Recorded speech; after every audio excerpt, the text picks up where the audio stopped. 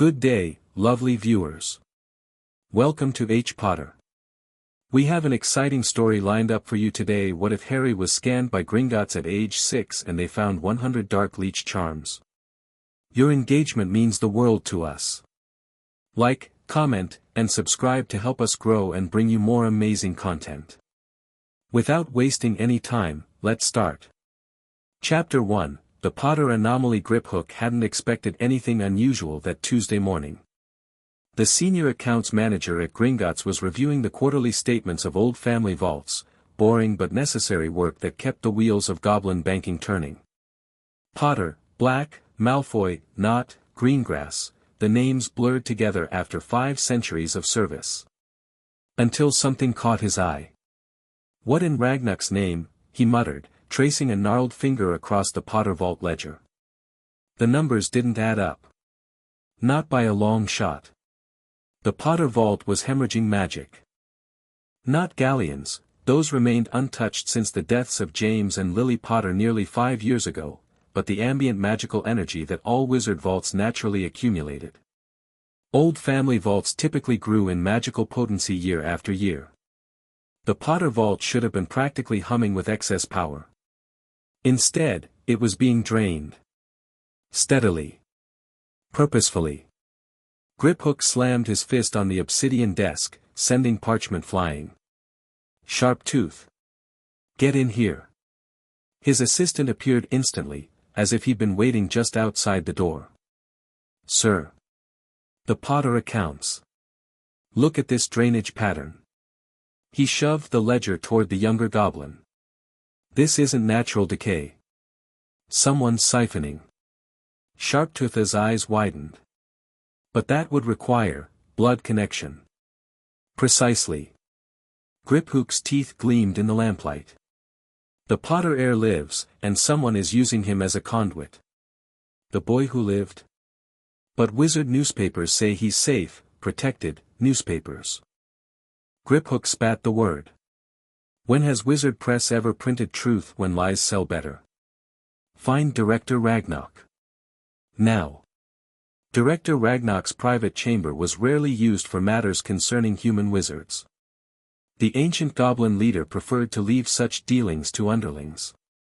But theft, especially magical theft of this magnitude, demanded his attention. "You're certain?" Ragnarok asked, examining the fluctuation charts Griphook had prepared.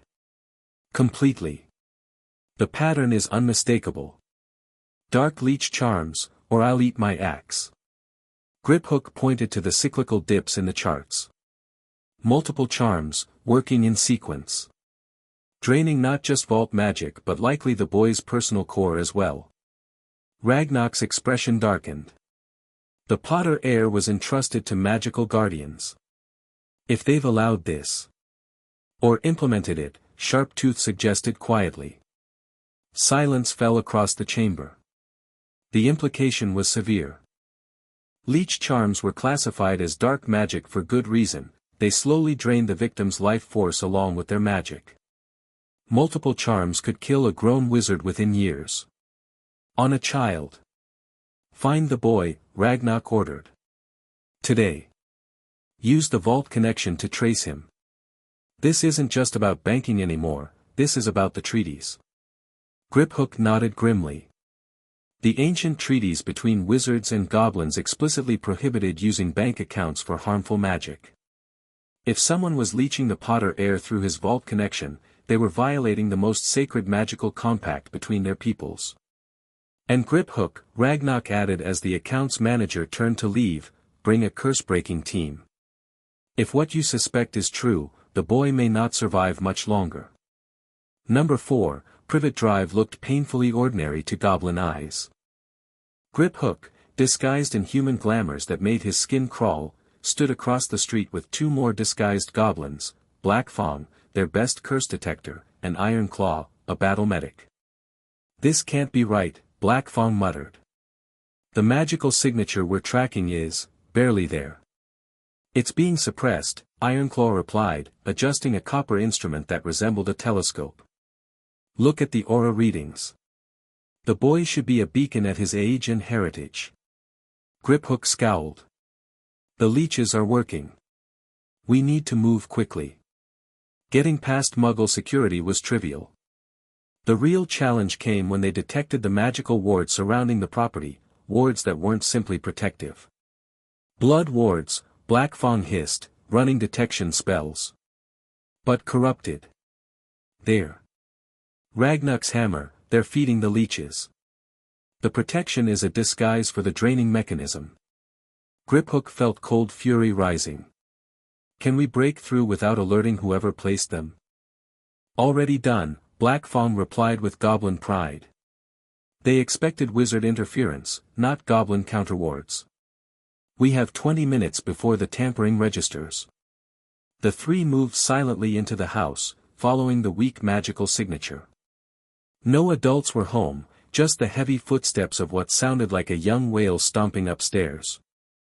They traced the Potter heir's signature to a small cupboard under the stairs. A storage closet? Ironclaw's disguise couldn't hide his disgust.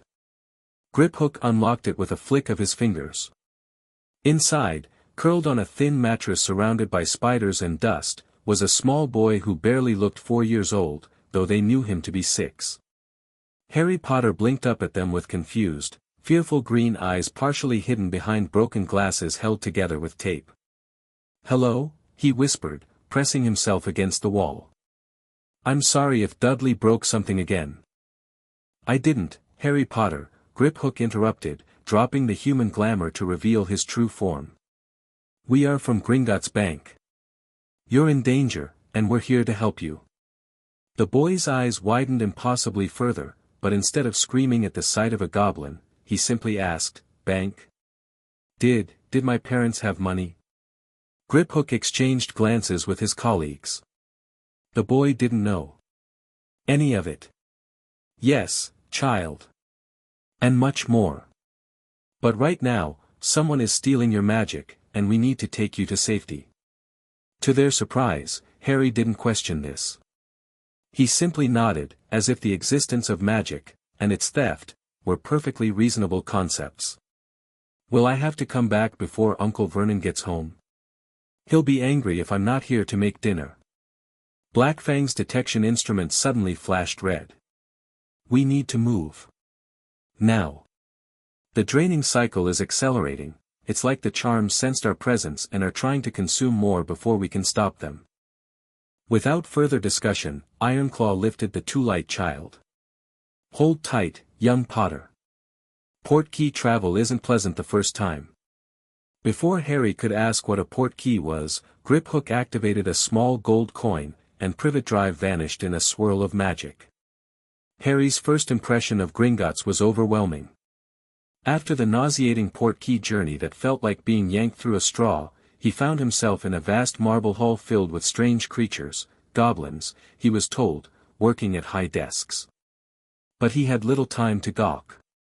The 3 goblins rushed him through hidden doors and down spiraling passageways that seemed to descend forever into the earth. His head spun with questions, but the obvious urgency kept him silent. Something was wrong with him, something about magic, which apparently was real, and these creatures seemed determined to fix it. They finally entered a circular chamber with walls of polished black stone. Runes glowed along the floor, and in the center stood a raised platform surrounded by 7 goblin healers in crimson robes. "Director Ragnar," Griphook announced with a bow. "We've retrieved the Potter heir." An imposing goblin with a silver beard stepped forward, studying Harry with piercing eyes. "Young Potter. Do you know why you're here?" Harry shook his head, finding his voice at last. "They said someone's stealing my magic. But I don't. I mean, there's no such thing as..." He stopped mid-sentence as Ragnar snapped his fingers, causing a small blue flame to dance above his palm. "Magic is quite real, Mr. Potter. It runs in your blood as it did in your parents'. And someone has been taking it from you for years." Harry stared at the flame. "My parents had magic too. Aunt Petunia said they were drunks who died in a car crash." The temperature in the room seemed to drop several degrees. Ragnar's expression hardened. "Your parents were murdered protecting you from a dark wizard. They were heroes. And you are their heir, to both their fortune and their magical legacy. The young boy swayed slightly, overwhelmed. Ironclaw steadied him with a gentle hand. The leeching is getting worse. We need to scan him now. Ragnock nodded. Mr. Potter, we need to examine you magically. It won't hurt, but we need your permission. Why? Harry asked, surprising them. Why do you need my permission? Griphook's respect for the child notched upward. Despite his condition, the boy was asking the right questions. Because goblin healing magic works best with willing participants, Ragnock explained. And because requesting permission is the right thing to do. Harry considered this, then nodded. Okay. What do I need to do? Stand on the platform and remain still. Harry did as instructed, trying not to fidget as the 7 crimson-robed goblins surrounded him. They began chanting in a language that sounded like metal striking stone, their voices creating harmonies that made Harry's skin tingle. A dome of golden light formed around the platform, and Harry gasped as his body began to glow. But what startled the goblins was the pattern of that glow, or rather, the distinct lack of it in certain areas. Throughout Harry's magical aura, dark tendrils snaked like parasitic vines, pulsing with a sickly purple light. Each tendril connected to a small, leech-like magical construct attached to his core. By all the gold and Gringotts, whispered one of the healers. I count 20, 30, there's more beneath the surface. Black Fawn waved his detection instrument. Deeper scan, 3rd layer. The golden dome intensified, and the image of Harry's magical core became clearer. The goblins fell silent in horror. Layer upon layer of leech charms covered his magical core like a writhing blanket of parasites. They clustered most densely around his famous lightning scar, but had spread throughout his magical pathways. 100, Ragnock finally declared, his voice tight with controlled rage. 100 separate leech charms. The largest cluster draws power from his scar, but feeds the others. It's an abomination. Harry looked down at his glowing body in fascination and fear. Are those the things stealing my magic? Yes, Griphook answered. And they're killing you, slowly. Each charm takes a small amount of your life force along with your magic. That's why you're smaller than you should be, why you get sick easily. Harry frowned. Can you remove them? We can, said the lead healer, stepping forward. But it will be difficult and painful. The charms have been feeding for years, they won't release easily. Will it hurt more than when Uncle Vernon throws me in my cupboard after I do something freakish? Harry asked quietly. The chamber went deadly silent. No, Ragnock finally answered, his voice like steel. And when this is done, Mr. Potter, you will never return to those people. That, I swear on Gringotts itself. Harry's eyes widened. Really? Really? Now, shall we begin? Harry squared his small shoulders and nodded. I'm ready. The lead healer approached. We'll start with the smallest clusters, then work our way to the primary one on your scar. Each removal will release some of your suppressed magic. It may feel intense. That proved to be a massive understatement. As the first cluster of 5 leech charms was carefully severed and extracted, Harry felt like he'd stuck his finger in an electrical socket. Energy coursed through him, making him gasp. The charms, once separated from his core, withered into ash that the goblins carefully collected in crystal vials. Evidence, Griphook explained, noting Harry's questioning look between waves of pain. We'll trace these back to whoever cast them. The process continued for hours. With each cluster removed, Harry felt simultaneous pain and relief, like a limb regaining circulation after being numbed. Colors seemed brighter, sounds clearer. By the 20th cluster, he could actually see magic, the goblins glowed with golden auras, and the runes on the floor pulsed with meaning he almost understood. His natural magic is reawakening, one healer observed. Remarkable resilience. After 70 charms had been removed, they paused to let Harry rest. He sat drinking a sweet, strengthening potion while the healers conferred in their guttural language. "How do you feel?" Griphook asked, sitting beside him. "Weird," Harry admitted. "Like I've been wearing really tight clothes my whole life and suddenly they're gone." He flexed his fingers, watching with fascination as small sparks danced between them. "Was I supposed to be able to do that?" Young wizards often display spontaneous magic, especially when their core is developing.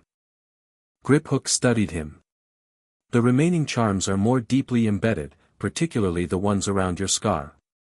Those will be challenging." Harry touched his lightning bolt scar thoughtfully. "This isn't from a car crash, is it?" "No. It's where the killing curse struck you when you were a baby. The dark wizard Voldemort tried to murder you after killing your parents, but somehow, the curse rebounded. He vanished, and you survived with only that mark. Why would someone put these leech things on me after that?" Griphook's expression darkened. "That is the question, isn't it? Someone powerful enough to place such complex charms, with access to you after your parents' death." The implications hung in the air, interrupted when Ragnarok returned. "We're ready for the final phase. The primary cluster is unusual. It appears to have a foreign magical signature intertwined with it." Harry stood, wobbling slightly. "Let's finish this." The final phase was brutal. As the healers worked on the cluster around Harry's scar, he screamed in agony. The leech charms fought back, tendrils lashing out at the goblin magic trying to excise them. But most disturbing was when the central charm, the largest and darkest, was finally pulled free. It screamed. Not with a child's voice, but with the high, cold shriek of something inhuman. Black mist poured from Harry's scar, forming a twisted face that howled in rage before the goblin healers contained it in a special obsidian box. Harry collapsed, blood trickling from his scar. For a terrifying moment, his heartbeat faltered, then surged as his unbound magic rushed to heal him. The chamber filled with wild, untamed power that made the runes on the floor glow white-hot. "Contain it," Ragnarok ordered, but before the healers could act, Harry's magic settled on its own, flowing back into his core like water finding its natural channel. Harry opened his eyes, and several goblins stepped back involuntarily. His green eyes now glowed with inner light, flickering like emerald flames. "That," he said in a surprisingly steady voice, "was awful." Then he grinned, and despite everything, the goblins found themselves grinning back. 3 days later, Harry sat in a comfortable room in Gringotts' rarely used guest quarters, devouring his 4th helping of breakfast. His appetite had returned with a vengeance once the leech charms were removed, and the goblin healers encouraged him to eat as much as possible to help his body recover. Griphook entered, carrying a stack of parchments. "Good morning, Mr. Potter. Feeling better?" Harry nodded enthusiastically. "Loads. And I told you, call me Harry." "As you wish, Harry." The goblin sat across from him. "We have much to discuss. The analysis of the leech charms is complete, and the results are disturbing." Harry set down his fork, giving Griphook his full attention. In just a few days, the boy had changed remarkably. He stood straighter, spoke more confidently, and had already grown a full inch. The healers explained that his body was rapidly compensating for years of magical suppression. The charms had 3 distinct magical signatures, Griphook began. The oldest and most numerous were placed by Albus Dumbledore, headmaster of Hogwarts School of Witchcraft and Wizardry, and the wizard who placed you with your Muggle relatives. Harry's expression darkened. "He's the one who left me with the Dursleys." "Yes. He also appointed himself your magical guardian, giving him control over your accounts and magical education." Griphook's sharp teeth gleamed. "An appointment we are now challenging legally." "What about the other signatures?" "A smaller number were placed by a wizard named Severus Snape, a professor at Hogwarts and former associate of the dark wizard who killed your parents." Harry's eyes flashed, and the teacup on the table cracked. "And the third?" The central charm, the one in your scar that screamed, bore the signature of Voldemort himself. Our experts believe a fragment of his magic attached itself to you when his killing curse failed. Harry touched his scar, which had faded significantly since the removal. So 3 different wizards were stealing my magic. Why? Dumbledore's charms appear designed to suppress your magical growth, keeping you weak and malleable. Snape's were monitoring charms twisted to drain your core. And Voldemort's? Griphook hesitated. We believe his was unintentional, a parasitic fragment that attached to you when he was destroyed. It was feeding on your magic to maintain itself. Harry absorbed this silently, his young face unreadable. Finally, he asked, what happens now? Now we address the legal consequences. The violation of the treaties gives us jurisdiction to investigate. We've already frozen Dumbledore's access to your accounts. Griphook paused. There's another matter. During our investigation, we discovered irregularities regarding your parents' will and the imprisonment of your godfather, Sirius Black. I have a godfather? Harry's voice cracked with sudden hope. Yes. He was imprisoned without trial after your parents' murder, accused of betraying them to Voldemort. But your parents' will, which Dumbledore sealed, names Peter Pettigrew as their secret keeper, the only person who could have betrayed their location. Harry's magic flared again, this time shattering all the dishware on the table. Sorry, he muttered. No apology needed. Your magic is still stabilizing, and your reaction is justified. Griphook cleared the mess with a snap of his fingers. We've filed papers with the Department of Magical Law Enforcement demanding a review of Black's case and an immediate trial. With the evidence from your parents' will, he should be freed quickly. Harry processed this, his mind racing with implications. In less than a week, his entire world had transformed. Magic was real. His parents hadn't died in a car crash but were murdered heroes. He had a godfather who might take him away from the Dursleys. And powerful wizards had been stealing his magic for years. I want to learn, he said suddenly, looking up at Griphook with determination. About magic, about the wizarding world, about my family. Everything they tried to keep from me. Griphook smiled, an expression that might have terrified most wizards but which Harry found reassuring. That, young Potter, can certainly be arranged. Amelia Bones, head of the Department of Magical Law Enforcement, was having a spectacularly bad day. It had started with a sealed missive from Gringotts delivered by a particularly stern-looking goblin courier. The contents had her cancelling all appointments and rushing to Azkaban prison with a team of Aurors. Now, sitting in her office with the gaunt figure of Sirius Black, freshly bathed, medically treated, and dosed with Veritaserum, she felt like her entire understanding of recent wizarding history was crumbling. Let me summarize, she said, pinching the bridge of her nose. You were not the secret keeper for the Potters. You never received a trial.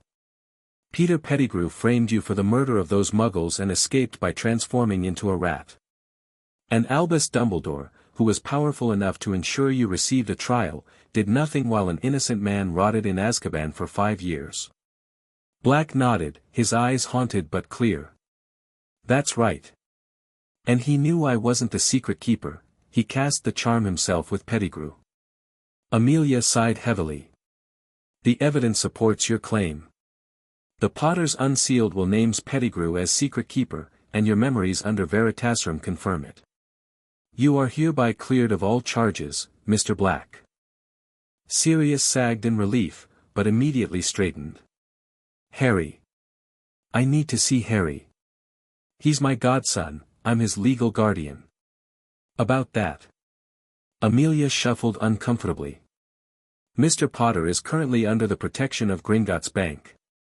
The bank?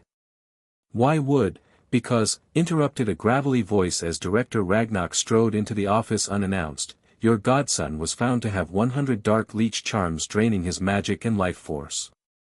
Charms placed by Albus Dumbledore, Severus Snape, and a residual fragment of Voldemort himself. Sirius went deathly pale, then flushed with rage. His magic, weakened by years in Azkaban but still formidable, crackled around him. Where is he? Is he all right? He's recovering well, Ragnarok assured him. The goblins of Gringotts have removed all charms and are nursing him back to health. But the legal situation is complex. Dumbledore appointed himself Harry's magical guardian after your imprisonment. He had no right. Sirius snarled. The will specifically named me, then Alice Longbottom if I was unable. Indeed. Which is why we've petitioned for immediate restoration of your guardianship rights. Ragnarok turned to Amelia. Madam Bones, the treaties of 1327 give Gringotts clear jurisdiction in cases of magical theft through banking connections. We demand Albus Dumbledore and Severus Snape be brought in for questioning regarding their crimes against the Potter heir. Amelia blanched. Director Ragnarok, surely we can handle this quietly. No, Sirius and Ragnarok said simultaneously. Ragnarok continued, this is not a matter for quiet diplomacy. The boy who lived was being systematically drained of magic and life by wizards in positions of power. Without our intervention, he would have died before reaching Hogwarts age. I want to see my godson, Sirius demanded again. Now. Ragnarok assessed him. Are you well enough, Mr. Black? Azkaban leaves its mark. I don't care if I have to crawl. Take me to Harry. Harry was practicing floating a feather with his newly unbound magic when the door to his quarters opened. Griphook entered, followed by a tall, painfully thin man with long black hair and haunted gray eyes. The man stopped in the doorway, staring at Harry as if seeing a ghost. Harry, he whispered, voice breaking. Harry lowered the feather, suddenly nervous. Are you Sirius Black? The man nodded, taking a hesitant step forward. I am. Merlin, you look so much like James. But you have Lily's eyes. Something clicked in Harry's mind, a fragment of memory unlocked with the removal of the charms. A younger version of this man throwing him into the air, making him laugh. The sound of a motorcycle engine. Pad foot, Harry said suddenly. Sirius froze, then tears welled in his eyes. You remember? A little. You had a flying motorcycle. A choked laugh escaped Sirius. I did. I still do, somewhere. He knelt to Harry's level. I'm so sorry, Harry. I should have been there for you. I went after Pettigrew instead of staying to protect you, and everything went wrong. Harry considered the broken man before him, sensing both his genuine remorse and the lingering damage from years of imprisonment. This was his godfather, the person his parents had chosen to raise him if they couldn't. Making a decision that felt right in his newly awakened magic, Harry stepped forward and hugged Sirius. The man stiffened in shock, then wrapped his arms around his godson, holding him as if afraid he might disappear. It's okay, Harry said. We're both free now. Over Harry's shoulder, Sirius met Griphook's gaze. The goblin gave him a solemn nod, confirming what Harry had just implied, they had both been prisoners in different ways. Now they had a chance to heal together. I promise, Sirius said fiercely, no one will ever hurt you again. Albus Dumbledore was having an increasingly worrying day. First, Fawkes had trilled an alarm and disappeared in a flash of fire, something the Phoenix had never done without explanation. Then several of his silver instruments monitoring the wards at Privet Drive had stopped spinning and fallen silent. And now, his office door burst open to admit Minerva McGonagall, looking more furious than he'd seen her in decades. Albus. Aurors are at the entrance.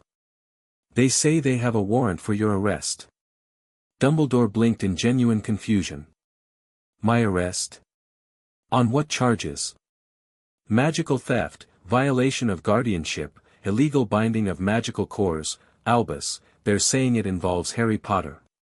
Before Dumbledore could respond, his fireplace flared green, and Amelia Bones stepped through, flanked by two senior Aurors. Albus Percival Wulfric Brian Dumbledore, she intoned formally, you are hereby detained for questioning regarding 100 dark leech charms placed on Harry James Potter. Dumbledore paled. Amelia, there must be some misunderstanding, save it for questioning, she snapped. Your magical signature has been confirmed on 63 separate charms. Gringotts has invoked treaty provisions and is participating in the investigation.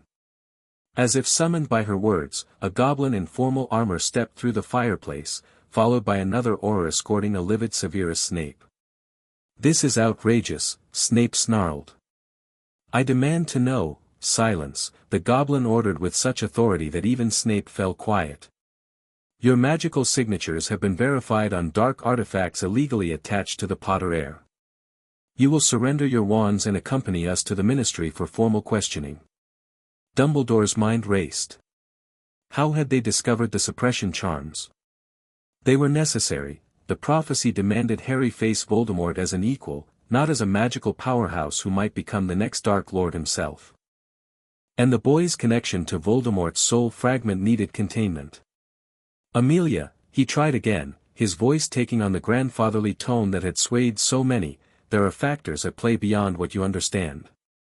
For the greater good, don't, she interrupted coldly.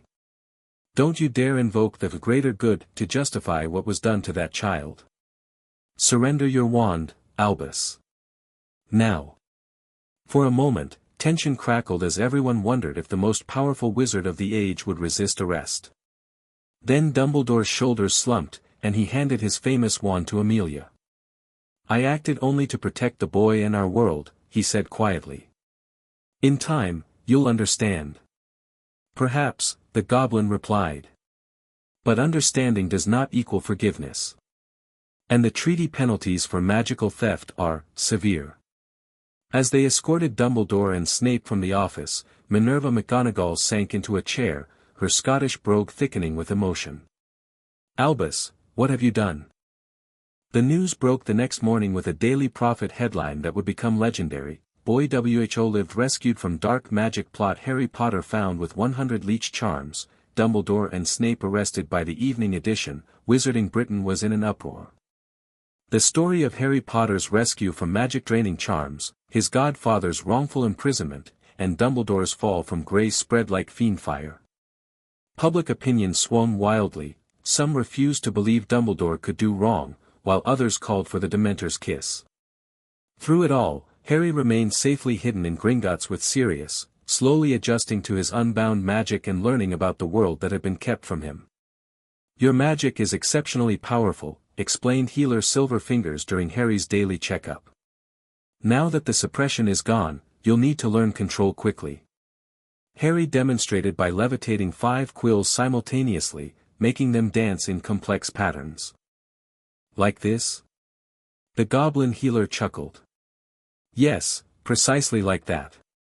Most wizards your age struggle with accidental magic, bursts of power during emotional moments.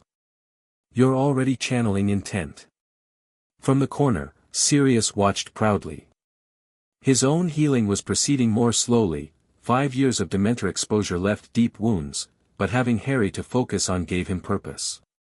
James would be strutting around like a peacock seeing you now, he commented. Lily would be making lists of books to help you study. Harry soaked up these small details about his parents hungrily. What was I like? Before everything? Sirius's smile turned bittersweet. Fearless. Always zooming around on the toy broomstick I bought you. You nearly gave your mum a heart attack chasing the cat. And loud, Merlin, you were a chatterbox once you started talking. I wasn't allowed to talk much at the Dursleys, Harry said matter-of-factly. Sirius's expression darkened. They'll pay for what they did, Harry. The Muggle authorities have already been notified anonymously about their treatment of you. Harry shrugged, unconcerned about the Dursleys' fate now that he knew he'd never return. What happens when we leave Gringotts? Well, I own a house, nasty old place, but it's well protected. We'll fix it up. And you'll need tutors to help with your magic before Hogwarts. Hogwarts is where Dumbledore and Snape work, right? Do I have to go there? Sirius hesitated. It's the best magical school in Britain. But after everything, we have options. Beauxbatons in France, Ilvermorny in America. Or private tutoring. I want to go to Hogwarts, Harry decided, surprising Sirius. That's where my parents learned magic, right? And Dumbledore and Snape won't be there anymore, will they? Unlikely. Dumbledore's facing serious charges, and Snape. Sirius's face twisted with old hatred. Let's just say his teaching career is over. Before Harry could respond, Griphook entered with Director Ragnarok. Both looked grimly satisfied. The trials have been scheduled, Ragnarok announced. And we've made an interesting discovery while tracing the magical flow from your Leech charms, young Potter. Harry perked up. What kind of discovery? The magic being drained from you wasn't simply dissipating. Much of it was being channeled elsewhere, to multiple destinations. Sirius straightened. What destinations? Some to Hogwarts itself, strengthening the castle's wards. Some to various magical artifacts in Dumbledore's possession. Griphook paused. And some, elsewhere. To a location we cannot precisely identify, but which has a magical signature remarkably similar to the fragment we extracted from Mr. Potter's scar. The implications hung heavy in the air. Voldemort, Harry whispered. He's not really gone, is he? It appears not, Ragnarok confirmed. The fragment in your scar suggests he found a way to anchor his spirit to this world. And it seems he's been feeding on your power all these years, perhaps growing stronger. Sirius paled. If the Leech charms are gone, then the flow has stopped, Griphook finished. Which means whatever remains of Voldemort just lost its primary power source. Harry absorbed this, his young face surprisingly resolute. Good. Maybe he'll starve. Perhaps, Ragnarok said. But dark wizards rarely die easily. Which is why we've taken the liberty of assembling a team of cursebreakers and magical trackers. If fragments of Voldemort exist, we intend to find them. Why? Harry asked bluntly. Why are you helping me so much? Ragnarok smiled, showing sharp teeth. 3 reasons, young Potter. First, the treaties demand we act against magical theft. Second, your family has always dealt honorably with the Goblin Nation, your grandfather Fleamont particularly. And third? Sirius prompted. Third. Ragnarok exchanged glances with Griphook. Let us say we have a vested interest in wizards who challenge corrupt power structures. The boy who lived, raised with respect for goblin culture and awareness of how wizarding leadership failed him. That presents opportunities. Harry grinned, his green eyes flashing with that strange new light. I think I'm going to like working with goblins. Indeed, Ragnarok replied. Now, shall we discuss your financial education? You have quite the inheritance to manage. As they settled in for lessons on goblin banking, none of them noticed a small rat with a missing toe, watching from a ventilation grate before scurrying away in panic. Peter Pettigrew had much to report, if only he could find what remained of his master. Hundreds of miles away, in a forest in Albania, a shadowy wraith felt something change. The steady trickle of magical energy that had sustained it for years suddenly vanished, leaving it weakened and ravenous. In desperation, it seized a passing snake, possessing the creature as it had done with many animals over the years. But this time was different. Without the Potter boy's magic feeding it, the possession wouldn't last long. It needed a new source of power. It needed a servant. What remained of Lord Voldemort slithered deeper into the forest, conserving its dwindling strength and plotting its return. Meanwhile, in the Department of Mysteries, an orb containing a prophecy glowed suddenly brighter. The words within shifted, rearranging themselves as the future realigned around a newly empowered Harry Potter. The game had changed. Chapter 2, Awakening Legacy. The headlines in the Daily Prophet grew more sensational by the day. Dumbledore's dark secret, for the greater good or greatest betrayal? Sirius Black, wrongfully imprisoned hero reunites with godson Harry Potter's magic unleashed. What the Leech charms were hiding. Harry tossed the newspaper aside with a snort. They make it sound like I'm about to shoot lightning from my fingertips. Sirius glanced up from the breakfast spread the goblins had provided in their private quarters. Well, can you? Not yet, Harry grinned, grabbing another piece of toast. But I'm working on it. It had been 2 weeks since the goblins had removed the Leech charms, and Harry's body was still adjusting to the massive influx of unrestrained magic. He'd grown another inch, his perpetually messy hair now seemed to have a mind of its own, occasionally shifting colors when he was emotional, and he could see perfectly without his glasses, though he still wore them out of habit. You're in unusually good spirits for someone who just found out the most respected wizard in Britain was slowly killing him, Sirius observed, studying his godson. Harry shrugged, his expression suddenly older than his 6 years. Better than finding out nothing and dying, right? Besides, I've got you now. Something warm bloomed in Sirius's chest. He was still getting used to having someone depend on him, someone who looked at him with trust rather than fear or contempt. Azkaban had left him damaged, the nightmares still came nightly, but Harry's presence was like a Patronus charm against the lingering effects of the Dementors. That you do, pup, he replied, using the nickname that had just naturally emerged. Speaking of which, Healer Silverfingers says they're ready to remove another cluster of secondary charms today. Harry's face lit up. Brilliant. Last time they took out a batch, I could suddenly remember all the books I'd ever read at school. Perfect recall. Your mother had that gift, Sirius said, smiling at the memory. Drove your father mad during exams. She could quote textbooks verbatim while he was frantically flipping pages. Harry soaked up the information like a sponge. Every detail about his parents was precious, a hunger the Dursleys had created by refusing to speak of them except in lies. A knock at the door interrupted them. Griphook entered, followed by a regal-looking witch with a monocle and a stern expression. Mr. Black, Mr. Potter, Griphook announced, this is Madame Amelia Bones, head of the Department of Magical Law Enforcement. She requests a formal statement from Mr. Potter regarding the Leech charms and his living conditions with the Muggles. Sirius immediately tensed. Is that necessary? He's just a child. It's all right, Sirius, Harry said, setting down his toast. I want to help put Dumbledore away. Amelia's eyebrows rose slightly at Harry's mature tone, but she kept her professional demeanor. I'll be as brief as possible, Mr. Potter. Your testimony is crucial for our case. Harry nodded, then turned to Sirius. Will you stay? Wild Thestrals couldn't drag me away, Sirius assured him, moving to sit protectively by Harry's side. Amelia conjured a chair and an official-looking parchment with a flick of her wand. Mr. Potter, I'd like to begin with your first memories of living with the Dursley family. Harry's testimony was concise but devastating.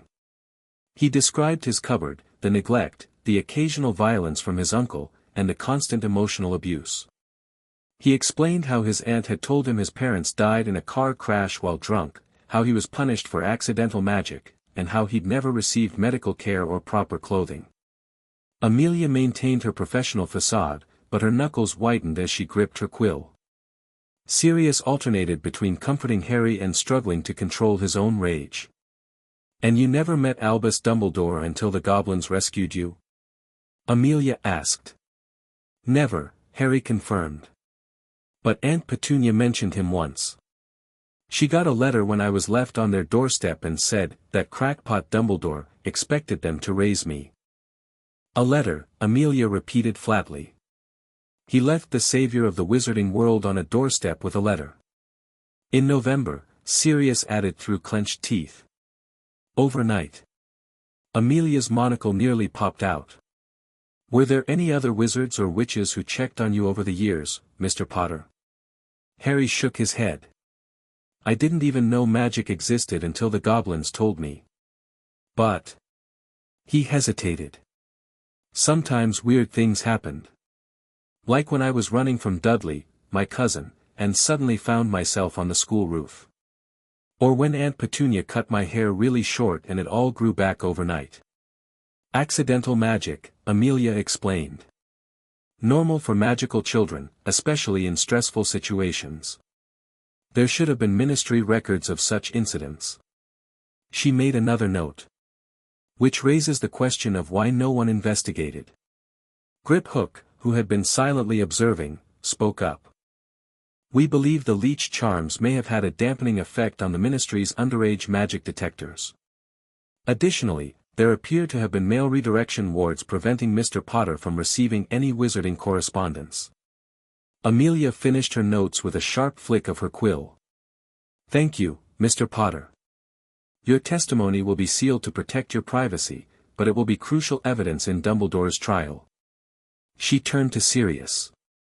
The guardianship papers have been processed. You are now legally recognized as Harry's guardian in both the wizarding and muggle worlds. Harry's face broke into a genuine smile. So I never have to go back to the Dursleys. Never, Sirius confirmed fiercely. In fact. He glanced at Amelia. What's happening with them? Muggle authorities have charged them with child neglect and abuse. Their own son has been temporarily placed with an aunt while they undergo investigation. Amelia's expression was grim satisfaction. Our office may have anonymously provided some evidence. Good, Harry said simply, surprising the adults with his lack of vindictiveness. Dudley needed to get away from them too. They made him horrible. Amelia regarded Harry thoughtfully before standing. Mr. Potter, I must say you're remarkably well-adjusted considering what you've been through. Harry shrugged. The goblins fixed my magic. That helped a lot. Indeed. Amelia turned to leave, then paused. One more thing. The trial for Dumbledore and Snape begins next week. Would you be willing to testify in person? Sirius immediately bristled. Absolutely yes, Harry interrupted. I want to look them in the eye. Focus on the feeling, Cursebreaker Broadaxe instructed, her weathered hands demonstrating the wand movement. Magic isn't just about words and waving sticks, it's about intent and will. Harry nodded, concentrating on the feather in front of him. After 2 weeks of training with the Goblin Cursebreakers, he'd progressed far beyond simple levitation. Now they were working on wandless transformation, changing the feather's color through pure will. Blue, he whispered, focusing his intent. The feather trembled, then slowly shifted from white to a deep azure. Excellent! Broadaxe exclaimed. Now change it back without speaking. Harry stared at the feather, picturing its original white color. Nothing happened for several seconds, then the blue began retreating from the tip downward until the feather was pristine white again. You have remarkable control for your age, Broadaxe observed. Most wizarding children struggle with accidental magic until their first wand channels it. You're already directing it consciously. The Leech charms forced him to develop precise magical pathways, explained Healer Silver Fingers, who monitored all of Harry's training sessions. His core had to work around the blockages for years, like a river finding new channels around obstacles. Now those pathways remain, giving him unusually fine control. Harry wiped sweat from his forehead, still getting used to the physical toll of active magic use. Does that mean I'm stronger than normal wizards? Different, not necessarily stronger, Silver Fingers clarified. Though your raw power is considerable. Think of it like this, most young wizards have a fire hose of magic but poor aim. You have developed the equivalent of adjustable nozzles. Broadaxe nodded. The true test will come this afternoon when we remove the next cluster of charms. Each removal has unlocked not just power, but specific abilities. I'm curious what this batch will reveal. Harry was curious too. The second and third batches of Leech charms had been removed over the past 2 weeks, each bringing surprising developments. The second batch had unlocked his perfect recall. The third had given him enhanced physical reflexes that Sirius claimed were better than your father's, and he was a natural on a broomstick. Speaking of which, Harry said, checking the ornate clock on the wall, we should head to the ritual chamber. Sirius is meeting us there. The same 7 goblin healers in crimson robes surrounded Harry on the raised platform. The procedure had become familiar, though no less uncomfortable. This would be the 4th batch of secondary leech charms, 25 in total, leaving only the deepest, most complex charms for later removal. "Ready, Mr. Potter?" asked the lead healer. Harry nodded, bracing himself. The goblin chanting began, rising and falling in that strange metallic language. The golden dome formed around him, and Harry felt the now familiar pulling sensation as the healers located and isolated the targeted charms. This batch was centered around his frontal lobe, according to the healers, charms specifically designed to impair cognitive functions like problem-solving, pattern recognition, and emotional regulation. As they began the extraction, Harry felt as if iron bands around his mind were slowly being pried apart. Then the pain hit. Unlike previous removals, this one triggered a cascade effect. As the charms broke, buried memories suddenly flooded Harry's consciousness, vivid, terrifying memories he'd been too young to process.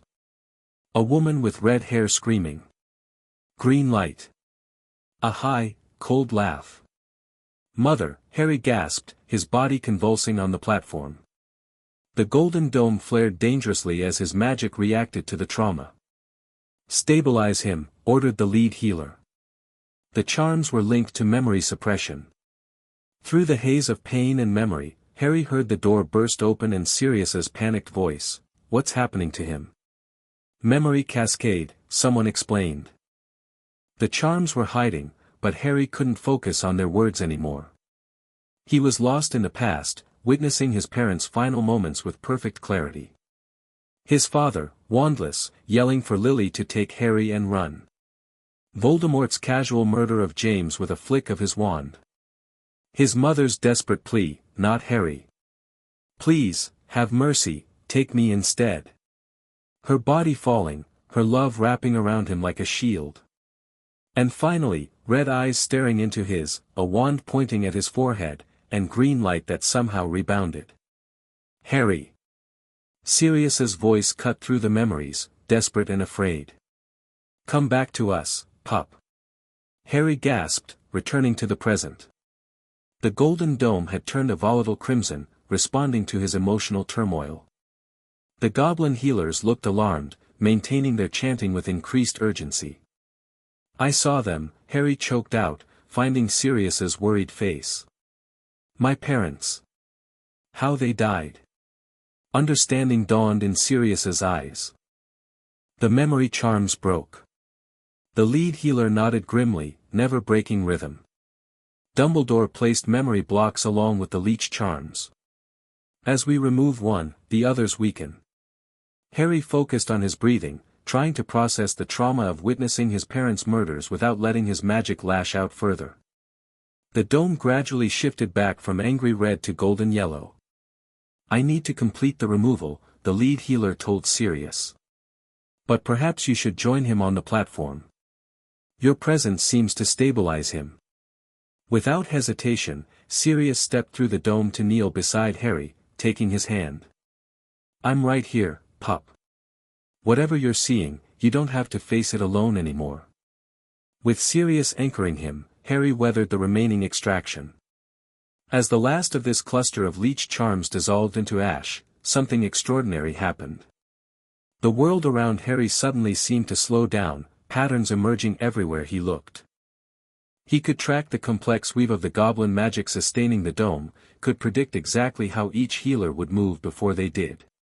"Remarkable," whispered healer Silverfingers, observing Harry's eyes, which now shifted like kaleidoscopes as he processed information at unprecedented speed. "He's analyzing magical patterns instinctively." "Is that normal?" Sirius asked, still clutching Harry's hand. "Normal?" The healer laughed shortly. "Mr. Black, there is nothing normal about young Mr. Potter's situation. But this development suggests the charms were specifically suppressing his analytical abilities. Perhaps Dumbledore feared his ability to unravel magical theory too quickly." Harry finally spoke, his voice steady despite the ordeal he'd just experienced. I can see how everything connects now. The magic, the people, the intentions. He looked at Sirius. I can see the darkness Azkaban left in you, but also the light fighting it back.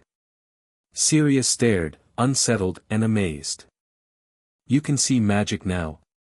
Not exactly seeing, Harry tried to explain as the golden dome dissolved. More like, understanding it instantly. Like when you recognize a face without having to study each feature. The lead healer helped Harry sit up. Your magical perception has advanced dramatically. With training, you could become an exceptional wardmaster or spellcrafter. Harry nodded absently, still processing the memories of his parents. They loved me, he said softly to Sirius. They really loved me. Sirius's eyes filled with tears. More than anything in the world, pup. Voldemort offered her a choice. He would have spared her if she stepped aside. Harry's voice was distant. But she refused. She died protecting me. The goblins exchanged significant glances. Blood sacrifice, murmured one. The most powerful protection magic known. It explains how you survived the killing curse, another added. Her willing sacrifice created a shield that reflected the death magic back to its caster. Harry absorbed this, his new analytical abilities connecting pieces even the goblins hadn't. That's why Dumbledore put me with Aunt Petunia. She shares my mother's blood, so the protection extended to her home. Sirius looked startled. That, actually makes a disturbing amount of sense. It doesn't excuse the Leech charms or leaving you with abusive muggles, but it explains his insistence on blood protection. A partial truth to hide a greater deception, Griphook said, entering the chamber with Director Ragnarok. The blood protection was real, but Dumbledore twisted it to serve his purposes. The Leech charms actually fed on that protection, weakening it over time. Ragnarok studied Harry with keen interest. How do you feel, young Potter? This removal seems to have had quite the effect. Different, Harry admitted. Like I've been seeing the world through foggy glass until now. He demonstrated by casually levitating and spinning his glasses without touching them. Everything makes more sense. Excellent. Your progress exceeds our expectations. Ragnarok gestured to Griphook. We have news. Albus Dumbledore has requested to speak with you before his trial. Harry and Sirius both stiffened. Absolutely not, Sirius growled. That manipulative old, I'll meet him, Harry interrupted, surprising everyone. Sirius gaped. Harry, you can't be serious. This man has been slowly killing you for years. I know. That's why I want to look him in the eye and ask him why. Harry's green eyes flashed with that strange inner light. Besides, I'm not afraid of him anymore. He's just a man who made terrible choices. Ragnarok studied Harry with newfound respect. The meeting would be heavily supervised. Ministry Aurors, Goblin Guards, and of course, your godfather would be present. Sirius still looked mutinous, but seeing Harry's determination, he relented slightly. If, and I mean if, this happens, I want unbreakable guarantees that Dumbledore can't harm him or use magic in any way. Already arranged, Griphook assured him. The meeting would take place in a magic suppression chamber within the ministry. Dumbledore would be bound and wandless. Harry nodded firmly. Then it's decided. I want to hear what he has to say for himself. The ministry's holding cells were several levels below ground, accessible only through heavily warded elevators. Harry, flanked by Sirius and Griphook, followed Amelia Bones through sterile corridors that reminded him uncomfortably of hospital hallways. Aurors stood guard at regular intervals, all eyeing the famous 6-year-old with undisguised curiosity. Remember, Sirius murmured as they approached a heavy iron door, you don't have to say anything you don't want to. We can leave any time. Harry nodded, straightening his new robes. The goblins had arranged for a proper wizarding wardrobe, and Harry had chosen formal attire for this meeting, deep green robes with the Potter crest emblazoned in silver. He wanted Dumbledore to see him as Harry Potter, heir to an ancient house, not the neglected waif he'd intended to create. "Ready, Mr. Potter?" Amelia asked, her hand on the door. "Ready," Harry confirmed, his voice steady. The iron door swung open to reveal a circular room with stark white walls. In the center sat Albus Dumbledore, still managing to look somewhat dignified despite magic-suppressing manacles and prison-issue grey robes. His famous long beard was neatly trimmed, but his eyes, those twinkling blue eyes Harry had never seen before, looked tired and dull without their customary magic.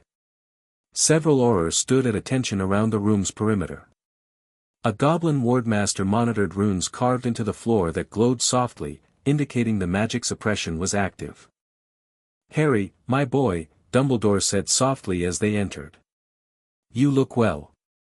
"No thanks to you," Sirius snarled before Harry could respond. Harry placed a calming hand on his godfather's arm. "It's all right, Sirius." He stepped forward, studying the old wizard with his newly enhanced perception. Even without active magic, Dumbledore radiated a complex aura, layers of regret, determination, and something darker that Harry couldn't quite identify. "Why?" Harry asked simply, deciding to skip pleasantries entirely. "Why place Leech charms on a baby?" Dumbledore sighed heavily. "Please, sit. This is not a simple explanation." Harry remained standing. "I think I deserve one anyway." "Indeed you do." Dumbledore's eyes, though dimmed, assessed Harry carefully. "You've changed remarkably since the charms were removed. Your magical signature is extraordinary." "Answer the question," Griphook prompted coldly. Dumbledore nodded slowly. "The night your parents died, Harry, I discovered something troubling. When Voldemort's killing curse rebounded, it left more than just a scar. It left a connection, a parasitic fragment of his magic attached to you." "We know about that," Harry said. "The goblins removed it. What about the other 99 charms? The ones with your magical signature?" A flicker of genuine surprise crossed Dumbledore's face. "You removed the fragment? How remarkable. The prophecy must be shifting."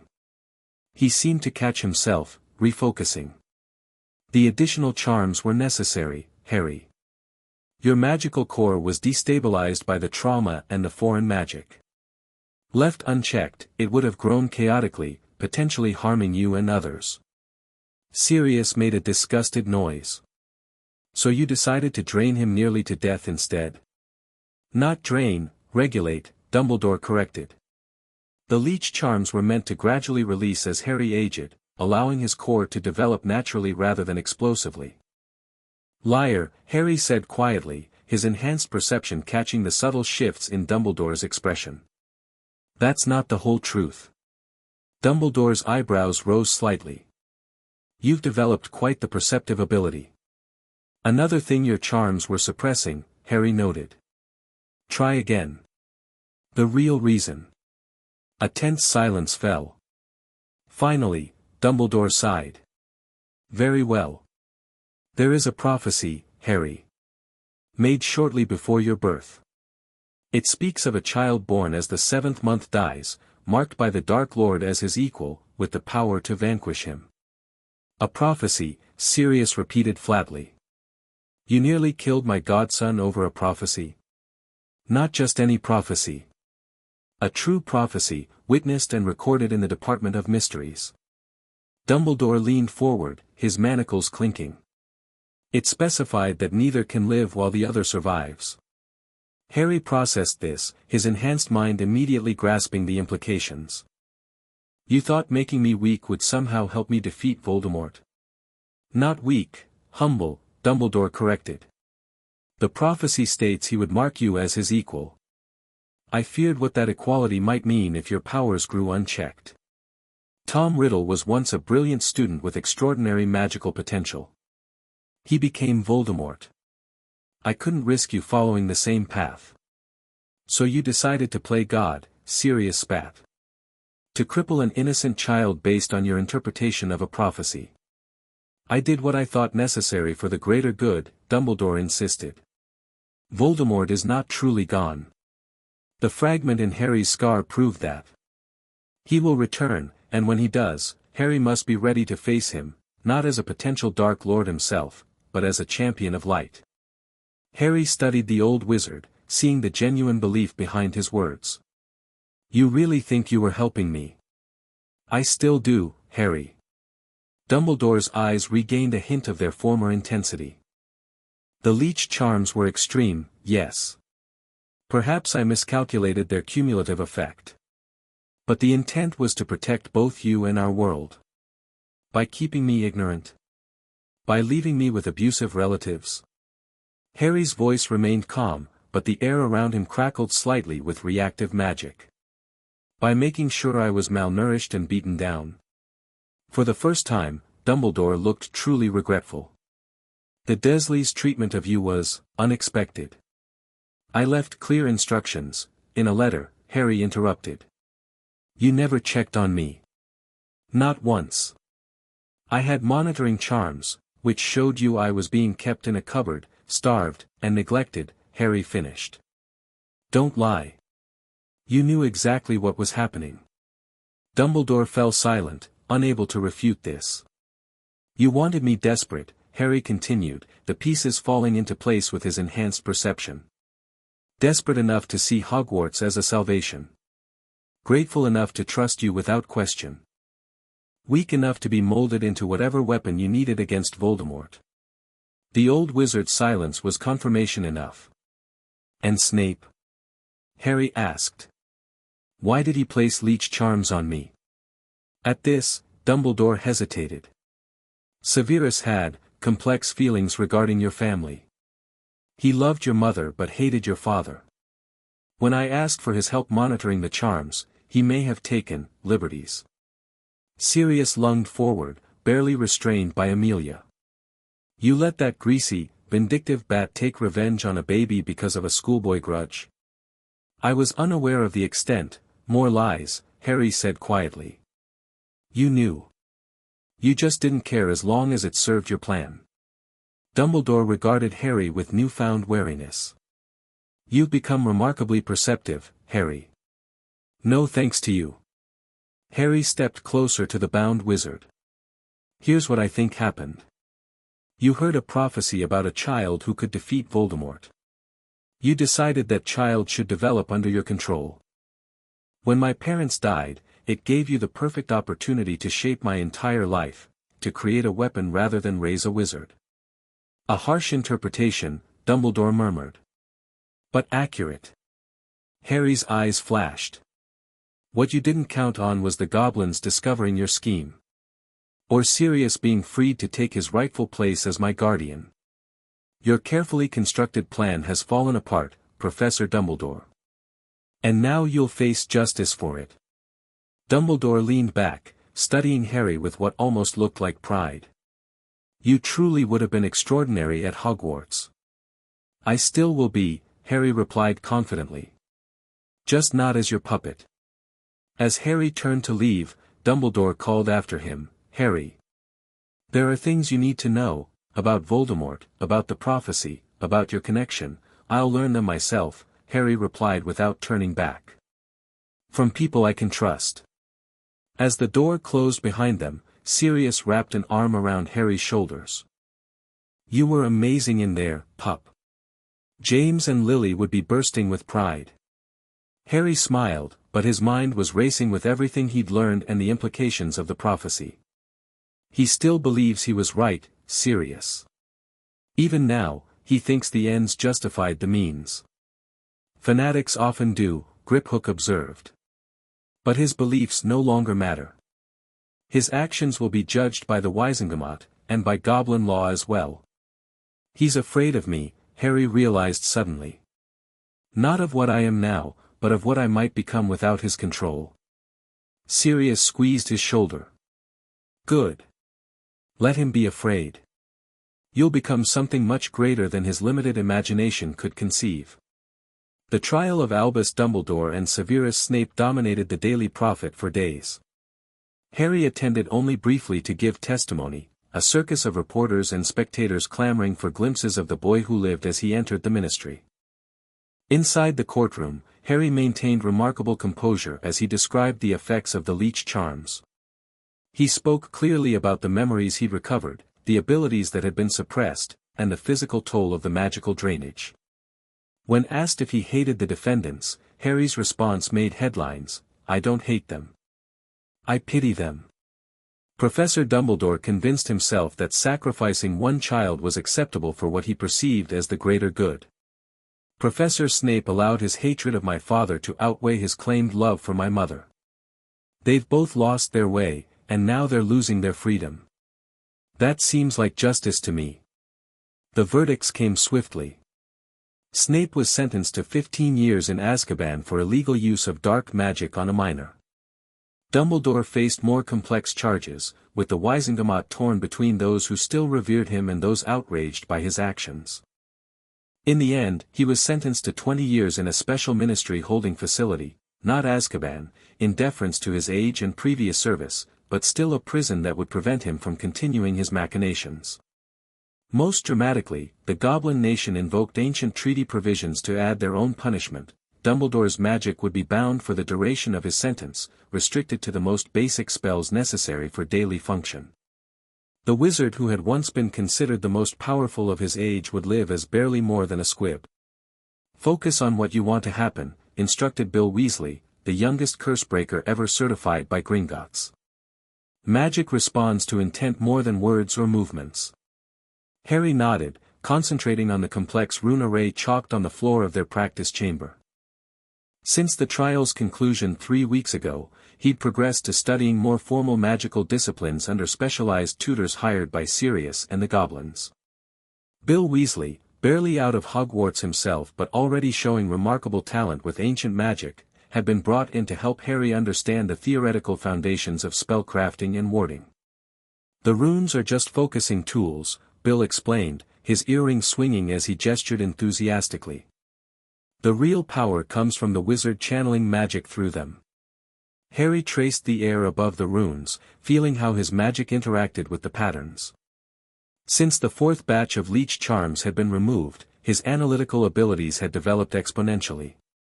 He could now see magical theory as interlocking patterns rather than abstract concepts. "Like this?" Harry asked, sending a controlled pulse of magic into the array.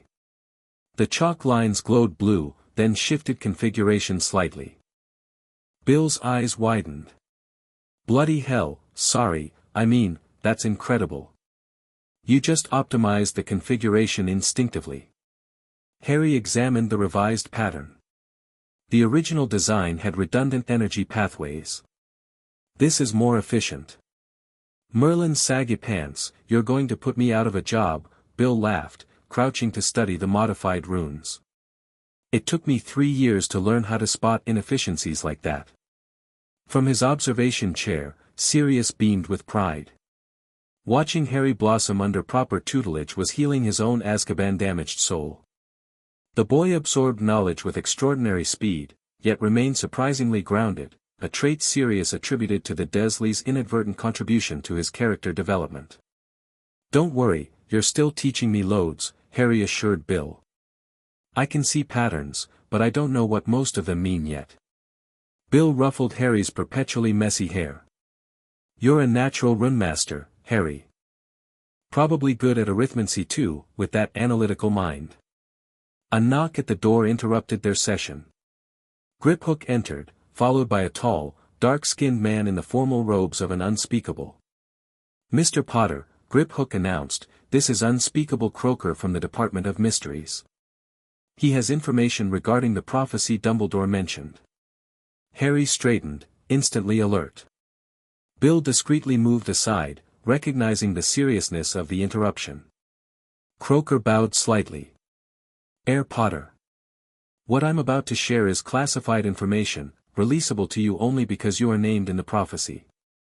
"I understand," Harry said, instinctively drawing on the formal manners he'd been learning as part of his heritage education. "Please proceed." "The prophecy orb recording Seer Trelawney's words has changed," Croaker stated without preamble. This is unprecedented in the history of the Department of Mysteries. Prophecies, once recorded, remain static, until now. Sirius leaned forward. Changed how? New wording has appeared alongside the original text, Croaker explained, producing a sealed parchment. We believe it represents a branch in possible futures, triggered by the removal of the Leech charms. Harry accepted the parchment, breaking the seal to reveal elegant script, original prophecy, the one with the power to vanquish the Dark Lord approaches. Born to those who have thrice defied him, born as the 7th month dies. And the Dark Lord will mark him as his equal, but he will have power the Dark Lord knows not. And either must die at the hand of the other, for neither can live while the other survives. Amended prophecy, the one with the power to transcend the Dark Lord emerges. Born to those who thrice defied him, freed as ancient bonds break. And the Dark Lord's mark remains, but equality is severed. He shall wield power born of theft reversed, knowledge barred unveiled. And they may both endure transformed, for when stolen magic returns, new paths arise. Harry read it twice, his enhanced mind immediately analyzing the differences. It's not about death anymore, he realized. The original says one of us must kill the other. The new version suggests transformation. Croaker nodded. That is our interpretation as well. Dumbledore's tampering with your magic, and its subsequent restoration, has altered the prophesied outcome. Does this mean Harry doesn't have to face Voldemort in a death match? Sirius asked, hope evident in his voice. Prophecies are never straightforward, Croaker cautioned. But this development suggests multiple possible resolutions where before there appeared to be only one. The phrase, when stolen magic returns, seems particularly significant. Harry considered this. The Leech charms were feeding Voldemort through the connection in my scar. When the goblins removed them, that flow was cut off. And reversed, Griphook added.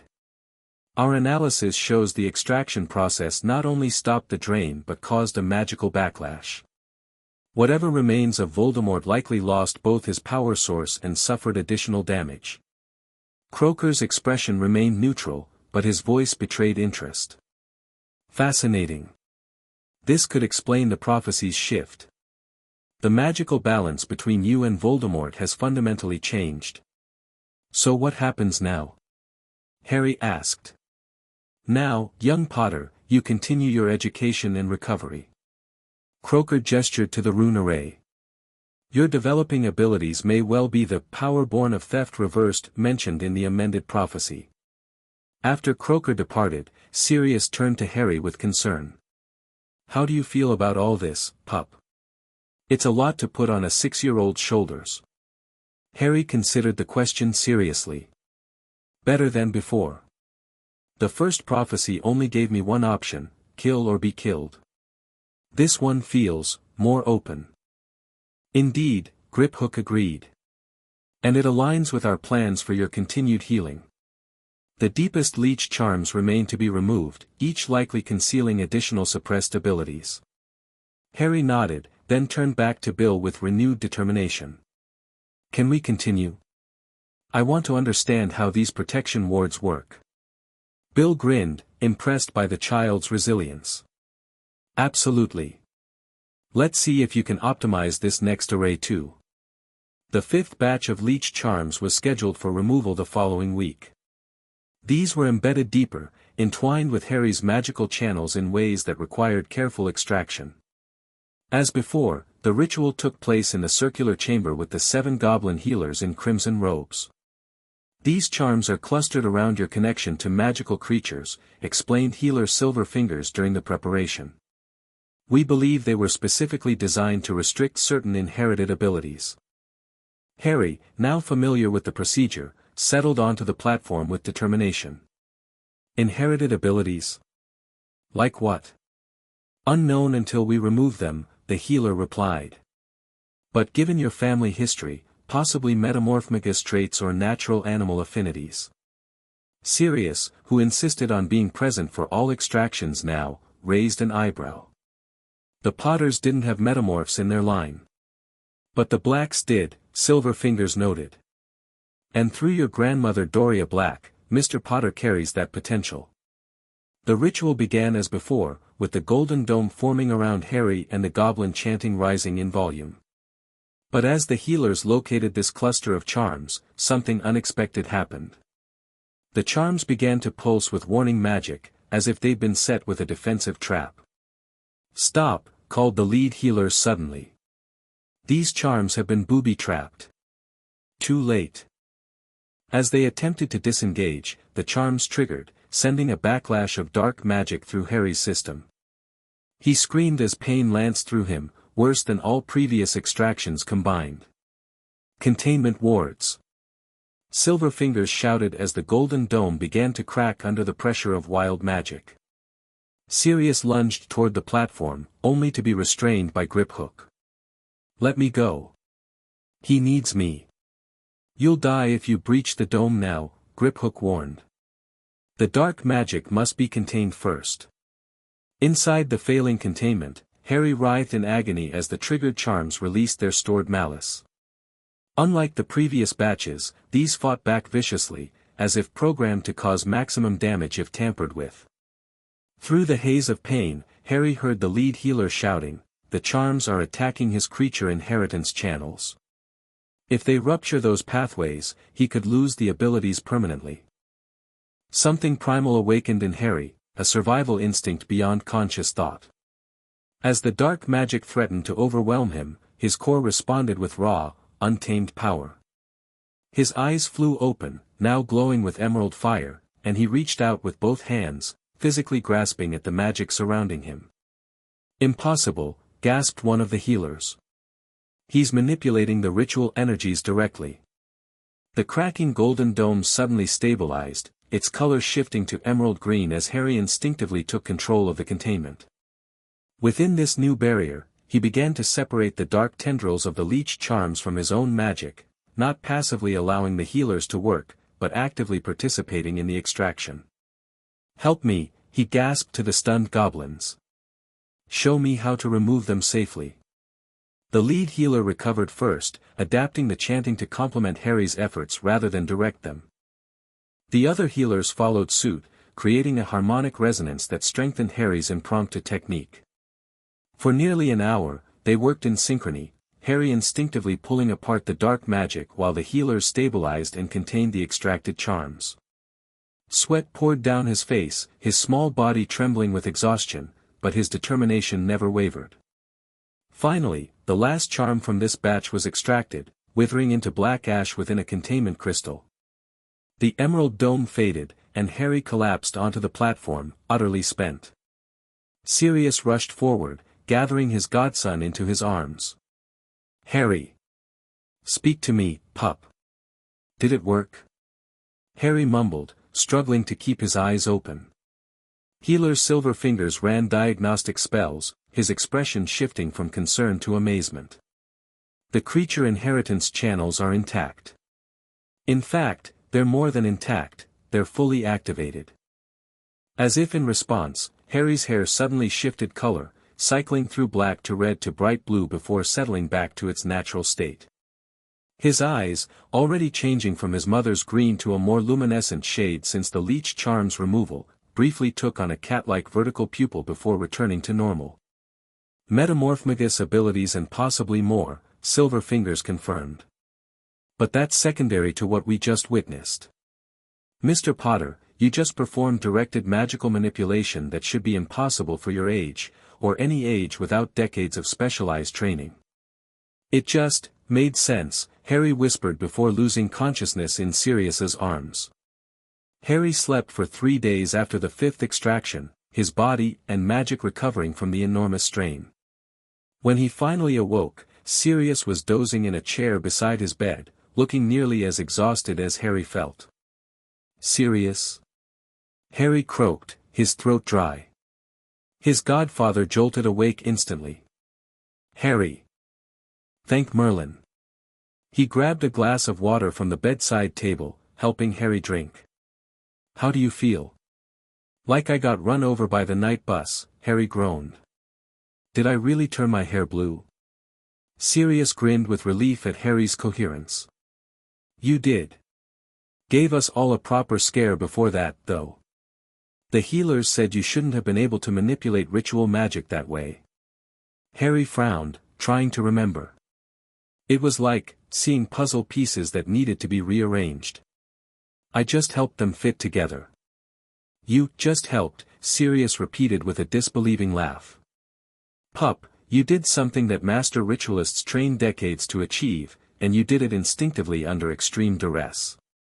Before Harry could respond, the door opened to admit Director Ragnarok himself, an unprecedented honor that signified the gravity of recent events. Young Potter, Ragnarok greeted. Your recovery brings relief to the nation. Harry blinked in surprise. The nation? Indeed. Word of your ordeal reached our king. The attempted sabotage of goblin healing magic is considered an act of aggression against our people. Sabotage? Sirius questioned sharply. Ragnarok's expression darkened. The booby-trapped charms were designed to cause catastrophic damage if removed by goblin methods specifically. Analysis of the trapped magic revealed Dumbledore anticipated possible goblin intervention someday. But we've already removed 4 batches without triggering anything, Harry noted. Those were secondary systems, Griphook explained, entering with healer Silver Fingers. This batch protected what Dumbledore considered more dangerous abilities, your creature inheritance, including the Metamorphmagus talent. Silver Fingers approached to run diagnostic spells over Harry. Your magical core is stabilizing beautifully. The Metamorphmagus ability is fully accessible now, though you'll need training to control it. And there are hints of other creature affinities developing. Like what? Harry asked. Difficult to say precisely, but your magical signature shows affinity for serpents and possibly avian creatures. Parseltongue is a known Potter family trait, though rarely manifested. Harry absorbed this information with growing excitement. So I could talk to snakes. Potentially, Silver Fingers confirmed. But we've made a more significant discovery while analyzing the trapped charms. Ragnarok took over, his voice grave. The malicious magic was programmed to alert Dumbledore if triggered. Despite his imprisonment and magic binding, he established a contingency to monitor his work on you. Someone is helping him from outside his confinement. The implications landed heavily. Even imprisoned, Dumbledore maintained influence and allies willing to act on his behalf. So he knows the traps were triggered? Sirius asked, tensing. Yes, Griphook confirmed. And we believe he's attempting to mobilize resources to interfere before we remove the final, deepest charms, the ones likely hiding your most significant abilities. Harry sat up straighter, ignoring his body's protests. What do we do? We accelerate our timeline, Ragnarok decided. The final removal must happen within days, not weeks as originally planned. And we must relocate you immediately to a more secure location. Black Island, Sirius suggested immediately. My family has an unplottable island in the Caribbean.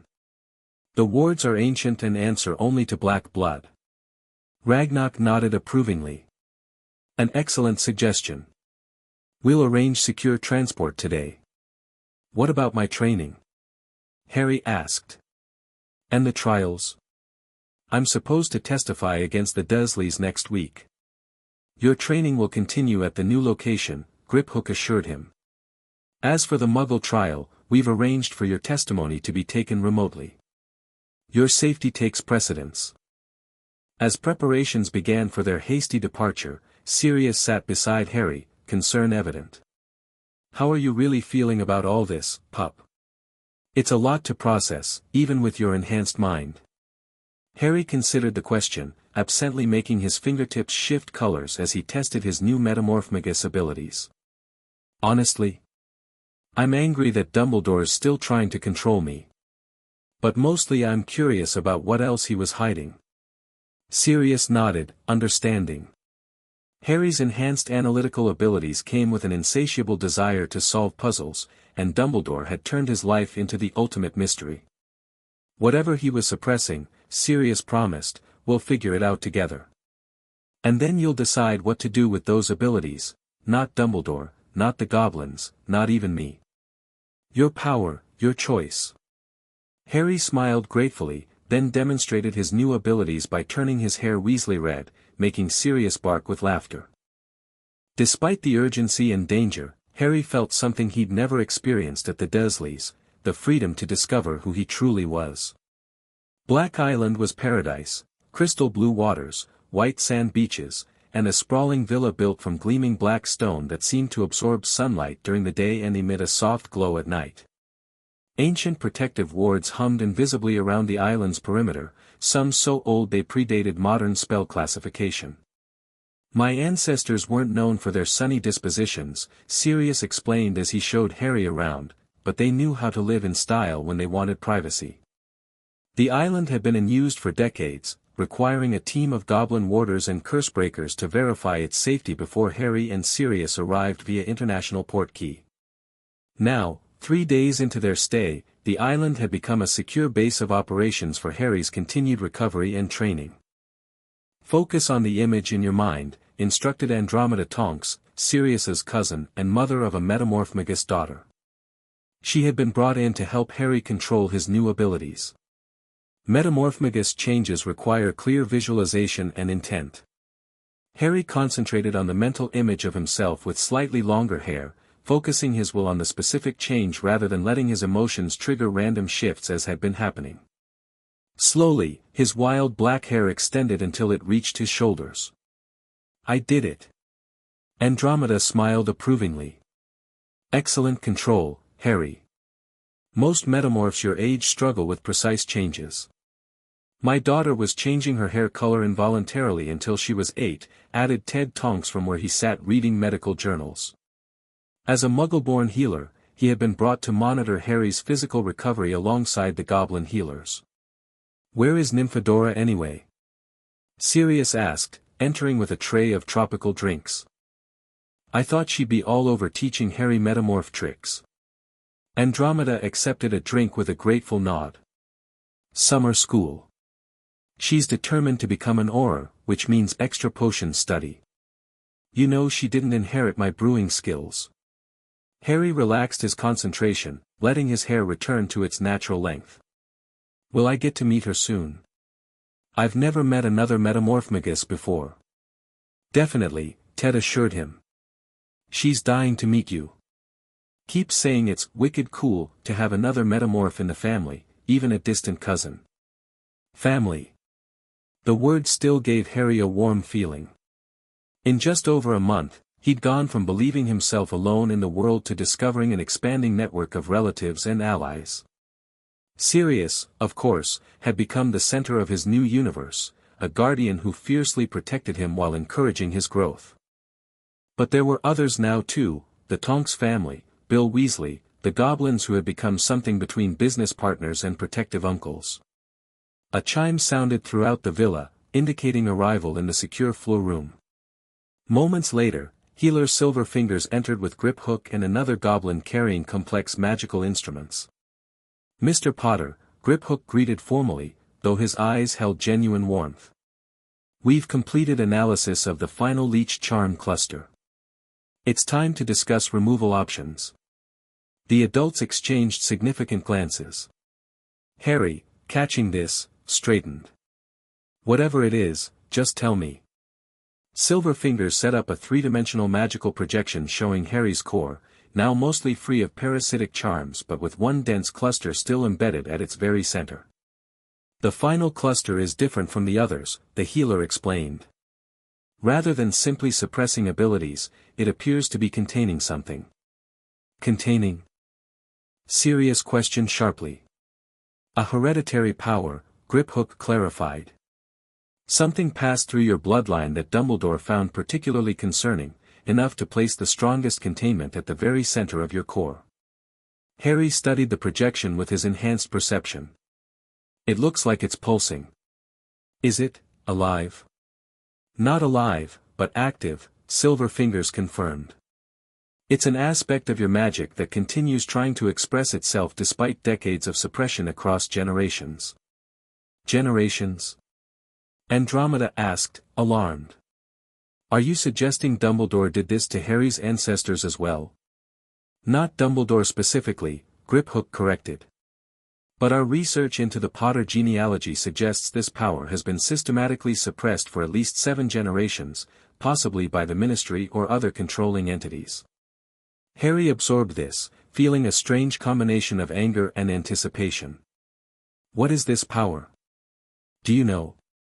The goblins exchanged glances before Silverfingers answered.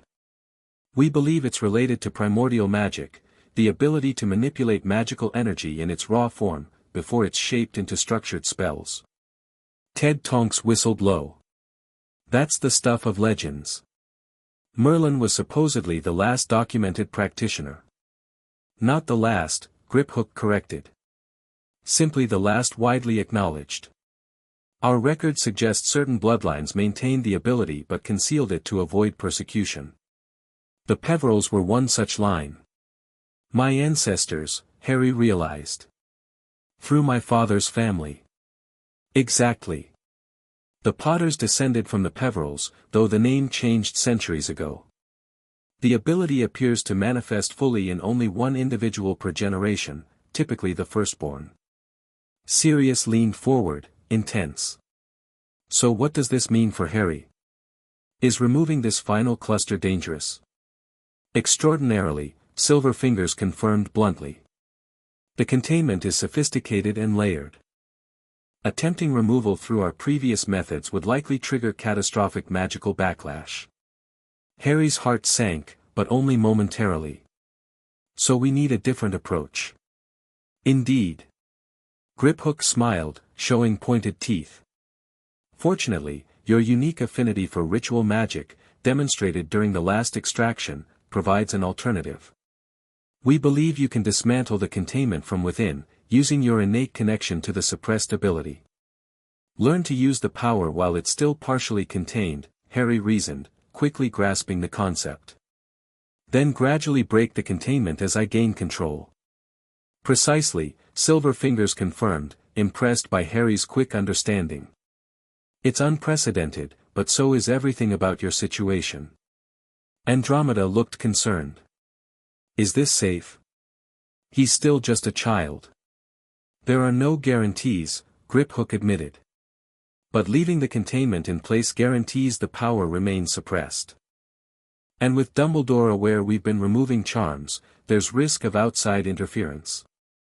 Harry made his decision instantly. I want to try. When do we start? Tomorrow, Silverfingers stated. The ritual requires significant preparation and your complete recovery from the previous extraction. As the goblins left to prepare, Sirius pulled Harry aside. You don't have to do this, pup. We could wait until you're older, more experienced. Harry shook his head firmly. Every charm we've removed has given me back a piece of myself. I want to be whole, Sirius. Not the weapon Dumbledore tried to create, but not crippled by his constraints either. Sirius studied his godson's determined face, seeing Lily's unwavering resolve in those increasingly luminescent green eyes. All right. But I'll be there every step of the way. The ritual chamber constructed on Black Island combined goblin magic with the island's native wards. Ancient runes covered the obsidian walls, floors, and ceiling, creating a perfect magical containment that would prevent any backlash from affecting the island or alerting outside observers. Harry stood at the center, dressed in ritual robes of emerald green trimmed with Potter crimson and black silver, a symbol of his combined heritage. Around him, 7 goblin ritual masters formed the primary circle, with Sirius, Andromeda, and Bill Weasley forming a secondary triangle outside their perimeter. Remember, instructed the chief ritualist, you must find the innermost layer of your magic, the place where your core meets the containment. Don't fight against the charms directly. Instead, seek the power they're containing and attempt communion with it. Harry nodded, closing his eyes to begin the meditative trance they'd practiced. Finding his magical core was now familiar, a swirling nexus of emerald energy at his center. Navigating within it was the challenge. The ritual began with low goblin chanting, creating a resonance that helped Harry sink deeper into his core. As he descended through layers of his own magic, he felt the familiar signatures of abilities he'd reclaimed, his enhanced analysis, his metamorphmagus traits, his developing creature affinities. Deeper still lay the Leech charm cluster, a dark, pulsing mass that radiated ancient containment magic. Unlike previous charms, this wasn't simply draining his power. It was wrapped around something, smothering it like a blanket over fire. Following his instincts, Harry didn't attack the containment directly. Instead, he reached for what lay beneath, sending tendrils of his consciousness through microscopic gaps in the binding. Contact. The sensation was overwhelming, like touching a live wire connected directly to the Earth's core. Pure, unfiltered magical potential responded to his probe, surging eagerly toward the connection.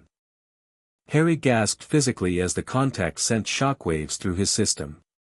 In the outer chamber, the observers tensed as Harry's body began to glow with internal light, emerald energy visible beneath his skin like a network of luminescent veins. Normal? Sirius asked tensely. Unknown, replied the lead ritualist. We are in uncharted territory. Within his mindscape, Harry struggled to maintain the connection without being overwhelmed. The power beneath the containment was sentient in a way he hadn't expected, not a separate consciousness, but a primordial aspect of magic itself that recognized him as its rightful vessel. Mine, it seemed to say, not in words but in pure sensation. Mine and yours. We are one. Understanding bloomed. This wasn't some external power to be controlled, it was the most fundamental aspect of his magical nature, artificially separated from his conscious self by generations of suppression.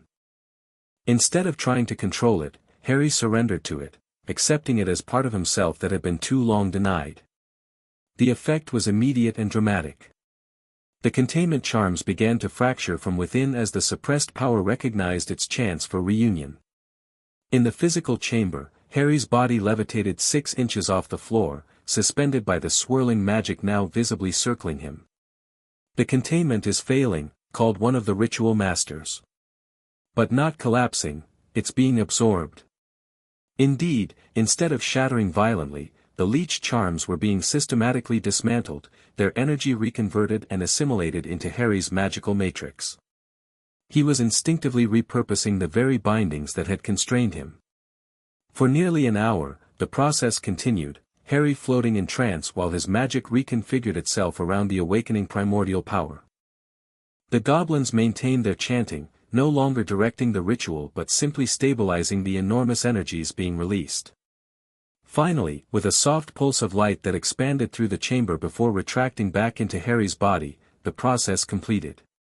He descended gently to the floor, his eyes opening to reveal irises now composed of swirling emerald energy rather than conventional color. Harry? Sirius called anxiously, breaking protocol to rush forward. Harry turned to him, blinking as his eyes gradually returned to a more normal appearance, though the luminescent quality remained. Sirius. I can see everything. What do you mean, pup? Harry gestured, and the air beside him shimmered, forming visible currents of magic that normally remained unseen. Magic. The raw energy behind spells. It's everywhere, flowing through everything. He smiled with wonder. It's beautiful. The lead ritualist approached cautiously. Mr. Potter, can you describe what you're experiencing? Harry considered, trying to find words for sensations beyond conventional language. It's like seeing the source code behind reality. I can perceive how magic shapes itself into spells, how it flows through living things, how it connects to intent. The primordial gift, whispered the ritualist reverently. The ability to perceive and manipulate raw magical energy itself. Can you demonstrate? Bill asked, scientific curiosity overcoming caution. Harry nodded, extending his hand. Without wand, words, or conventional spell structure, he gathered ambient magic from the air, condensing it into a perfect sphere of swirling energy. The sphere shifted colors as Harry experimented, finally settling into a miniature representation of Earth complete with swirling cloud patterns. Merlin's beard, Andromeda breathed. He's not casting spells, he's directly shaping magic itself. This is what Dumbledore feared most, Griphook realized, entering the chamber after monitoring from outside. The ability to bypass the structured limitations of conventional spellcasting. To create effects limited only by imagination and power. Harry dissolved the globe, allowing the magic to disperse naturally back into the environment. "It feels right," he said simply. "Like finding a muscle I never knew I had but always should have used." Sirius embraced him, both proud and concerned. "How do you feel otherwise? Any pain or disorientation?" "Actually, I feel better than ever," Harry admitted. "Like I've been walking with weights all my life and suddenly they're gone. Everything's clearer, lighter." The goblins conducted thorough diagnostic spells, confirming that the integration had been successful. Unlike the previous extractions, this awakening had caused no trauma, the power had merged seamlessly once allowed expression. "We should proceed carefully with training," advised the lead ritualist. "Such abilities can be overwhelming without proper guidance." Harry nodded, suddenly yawning.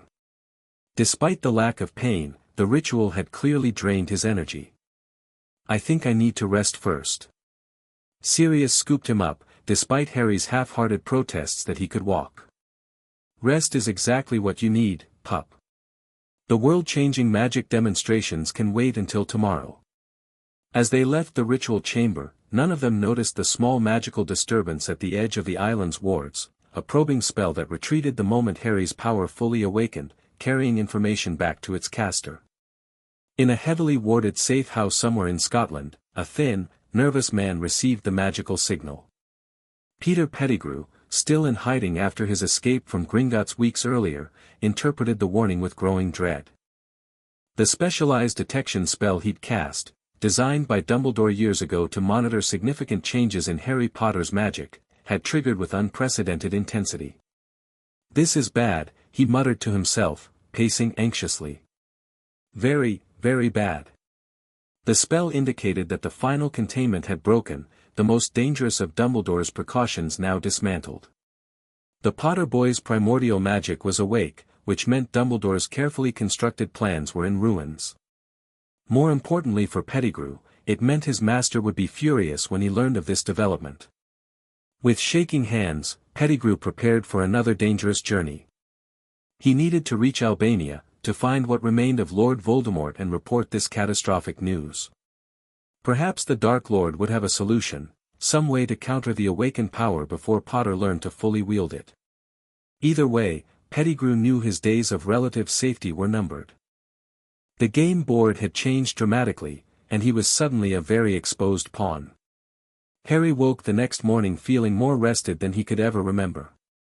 Sunlight streamed through the windows of his bedroom in the Black Island villa, carrying with it visible threads of natural magic that he now perceived instinctively. He experimentally reached out, touching one of the threads with his consciousness.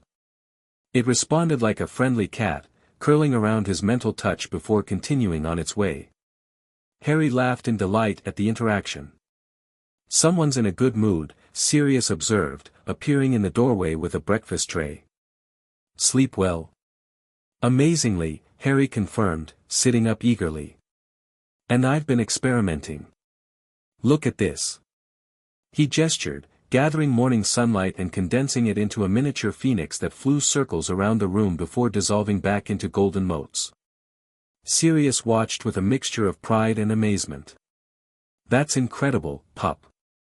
And you did it without even thinking about it." "That's the thing," Harry explained, accepting the tray of tropical fruits and pastries. "It doesn't require thinking the way regular spells do. It's more like breathing. Natural." Sirius sat on the edge of the bed. "The goblins want to start training immediately. They're concerned about accidental effects until you learn proper control." Harry nodded, understanding the concern. "I was reading about primordial magic in those books they left. Historically, practitioners had to learn specialized meditation techniques to prevent their emotions from causing magical disruptions. Exactly. And with your particular emotional history. You mean growing up with the Dursleys? Harry finished, surprisingly matter-of-fact. The abuse and neglect and all that? Sirius winced at Harry's casual description of his traumatic childhood. Yes, that. You've had good reason for some very negative emotions, pup. We need to make sure those don't translate into accidental magical outbursts now that your power is unrestricted. Harry considered this, absently manipulating a tendril of magic to stir his orange juice. I don't feel angry like I used to. It's weird, but ever since the final ritual, everything feels calmer. Like the reunion with my complete magic somehow balanced something inside me. That's good to hear, but we should still be cautious. Sirius ruffled Harry's hair affectionately. Now eat up. The goblins have arranged a full schedule of training, and Andromeda wants to continue your metamorph lessons this afternoon. As Harry ate, Sirius updated him on outside developments. The wizarding world was still in turmoil following Dumbledore's conviction. The Board of Governors had appointed Minerva McGonagall as interim headmistress of Hogwarts, and a full review of the school's curriculum was underway. They've also removed Binns. Apparently a ghost teaching history of magic violated some educational statute that Dumbledore had been ignoring for decades. Sirius grinned. The entire school system is getting an overhaul just in time for you to attend. Harry considered this. Do you think it's still safe for me to go to Hogwarts? With Dumbledore's supporters still out there? With your new abilities? I think the question is whether Hogwarts is safe from you. Sirius winked, but then grew serious. Honestly, you have years to decide. Andromeda suggested we consider having you start a year later anyway, given everything you've been through. Before Harry could respond, a gentle chime indicated someone at the villa's entrance. Moments later, Griphook appeared at the bedroom door, looking uncharacteristically concerned. Mr. Black, Mr. Potter, he greeted formally. We have a situation. Our monitoring spells detected an intrusion attempt at the edge of the island's wards last night, coinciding with the completion of Harry's awakening. Sirius tensed immediately. What kind of intrusion? A specialized detection spell keyed to monitor changes in Mr. Potter's magical signature. It retreated before we could trace its origin, but the magical residue suggests it was designed by Albus Dumbledore. Harry set down his juice, suddenly alert. Could Dumbledore have cast it from prison? Impossible, Griphook assured him. His magic is bound too thoroughly. This was triggered by a pre-existing spell, likely cast years ago and maintained by a third party. Someone working for Dumbledore, Sirius concluded grimly. Or someone with access to his magical frameworks. Either way, the implication is concerning, Griphook stated.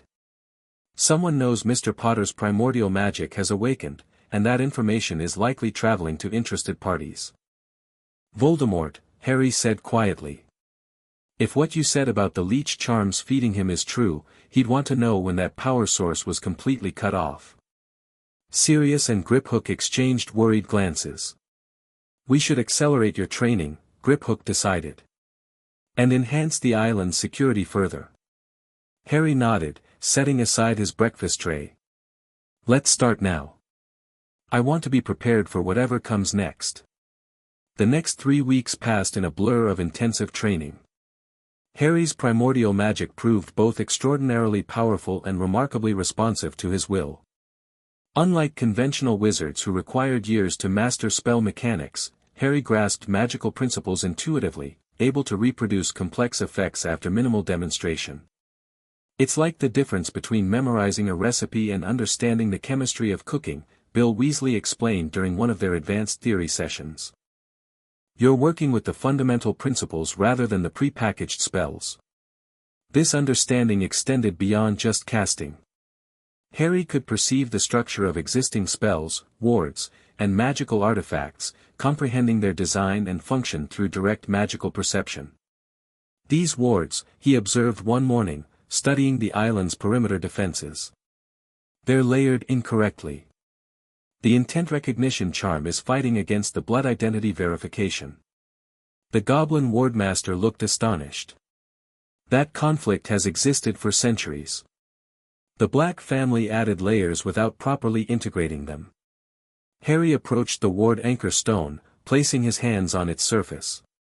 With Sirius's permission as head of the Black family, he reached into the ward structure with his primordial magic, gently untangling the conflicting elements and reweaving them into a harmonious whole. The entire island seemed to sigh as the wards settled into more efficient patterns, the defensive dome visibly strengthening as centuries of magical inefficiency resolved. "Remarkable," the wardmaster murmured. "You've just accomplished what would normally require a team of cursebreakers months to address." Harry shrugged, still uncomfortable with praise despite Sirius's ongoing efforts to counter the Dursley's emotional damage. It just looked wrong. Like a knotted string that needed straightening. These demonstrations of Harry's awakened abilities, while impressive, raised complex questions about his future. The Goblin instructors warned that such power would make him a target, not just from potential enemies like a returning Voldemort, but from ministry officials, research departments, and others who would seek to study, control, or exploit his unique magic. "The wizarding world fears what it cannot categorize," explained Ragnarok during one of his periodic visits. Primordial magic practitioners historically lived in seclusion or disguised their abilities as conventional spellcasting precisely to avoid persecution. Harry absorbed this with his typical thoughtfulness. "So I should hide what I can do when I eventually return to Britain." "Not hide," Sirius suggested. "Just be selective about demonstration. Let people assume you're simply a very talented conventional wizard." The training wasn't limited to magic. Recognizing the importance of Harry's overall development, Sirius arranged for comprehensive education in wizarding culture, politics, and history, subjects Dumbledore had clearly intended to control Harry's exposure to. "Your parents were politically independent but progressive," Sirius explained during one of their history lessons. "James came from an ancient pureblood family but rejected blood supremacy completely. Lily was brilliant at highlighting the absurdity of wizarding traditions that had outlived their usefulness." Harry soaked up these details hungrily, building a mental image of the parents he barely remembered. What would they think of me now? With these abilities? Sirius's expression softened. "They'd be bursting with pride, pup. Not because of what you can do, but because of who you are despite everything you've been through. Your resilience, your compassion, your determination, those are the traits they'd value most." One evening, as Harry practiced precise metamorphic changes under Andromeda's supervision, now able to alter specific features without affecting others, a Patronus burst into the room, a lynx that spoke with Kingsley Shacklebolt's deep voice. "Emergency. Peter Pettigrew spotted in Albania near known Voldemort location. Signs of dark magic gathering. Secure the boy." The peaceful routine of the island shattered instantly. Within minutes, the villa transformed into a crisis center, with goblins reinforcing wards and Sirius initiating emergency protocols. "Albania," Harry repeated, calmly continuing his metamorphic practice despite the chaos around him. "That's where Voldemort's spirit went after he tried to kill me." Sirius paused his frantic activity, studying his godson with concern. "Yes. How did you know that?" "The goblins mentioned it when they explained about my scar having his magical signature." Harry smoothly shifted his eye color from green to blue and back. "Pettigrew must have gone to warn him about my magical awakening." "Most likely," Andromeda agreed, impressed by Harry's composure. "Which means we need to prepare for possible retaliation." Contrary to the adults' expectations, Harry didn't appear frightened by this development. "I've been expecting something like this," he admitted. "Ever since we learned the Leech charms were feeding him power. It makes sense he'd react once that supply was completely cut off." "Well, we're not taking any chances," Sirius declared. "We're implementing full lockdown protocols until we know exactly what we're dealing with." As the adults continued their security preparations, Harry slipped away to the villa's observation tower. From this highest point, he could see the entire island and the ocean beyond. Using his primordial perception, he examined the defensive wards he'd recently optimized, searching for any signs of weakness. There weren't any in the conventional sense, but Harry noticed something else, a faint magical resonance in the distance, like a distorted echo of his own signature. Focusing his perception, he followed this tenuous connection, stretching his awareness farther than he'd ever attempted before. The sensation was disorienting, his consciousness extending across thousands of miles, following the twisted thread of connection that still lingered despite the removal of Voldemort's fragment from his scar. At the other end, he sensed a malevolent presence, weak, angry, and desperately consuming whatever magic it could find. Voldemort. Or what remained of him. The dark wizard's spirit immediately detected Harry's exploratory probe. With a hiss of rage, it lashed out, attempting to seize control of the connection. Harry recoiled, snapping back to his physical body with such force that he stumbled backward, nearly falling. Harry! Sirius had followed him to the tower and now rushed forward in alarm. What happened? You went completely still for almost 5 minutes. Harry steadied himself against the observation railing, processing what he'd experienced. I found him, Sirius. I found Voldemort. What? How? There's still a connection, not the parasite anymore, but like an echo where it used to be. Harry tried to explain the sensation. I followed it to Albania. He's there, just like Kingsley said. But he's weak, desperate. And now he knows I can reach him. Sirius paled, guiding Harry to sit on a nearby bench. That was incredibly dangerous, pup. Magical consciousness projection is advanced even for adult wizards. I didn't know that's what I was doing, Harry admitted. It just happened. My primordial magic responding to the residual connection. Before Sirius could respond further, Griphook burst onto the observation deck. Mr. Potter. Our detection wards just registered an enormous magical surge from your location. What happened?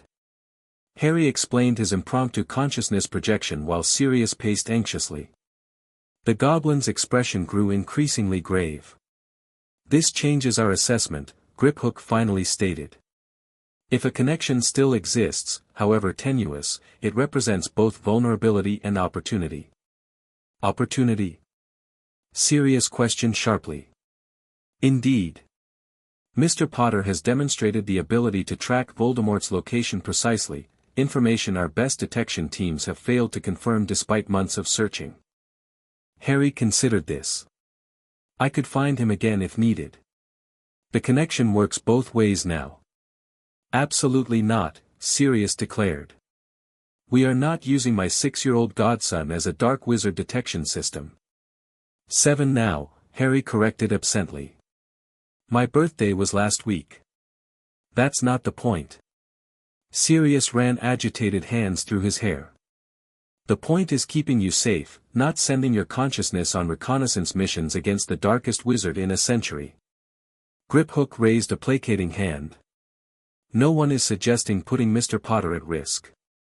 But this information is valuable for our defensive planning. If Voldemort is aware of Harry's awakened abilities and growing weaker without the Leech charm's power, he will likely accelerate any restoration plans. Harry stood, his expression surprisingly mature. I think we should be proactive. The amended prophecy said, when stolen magic returns, new paths arise. What if that means I need to use the connection somehow? Or sever it completely, Sirius countered. Cut the last tie between you two. Perhaps both, Griphook suggested thoughtfully. Our research into primordial magic practitioners indicates they could manipulate magical connections with exceptional precision.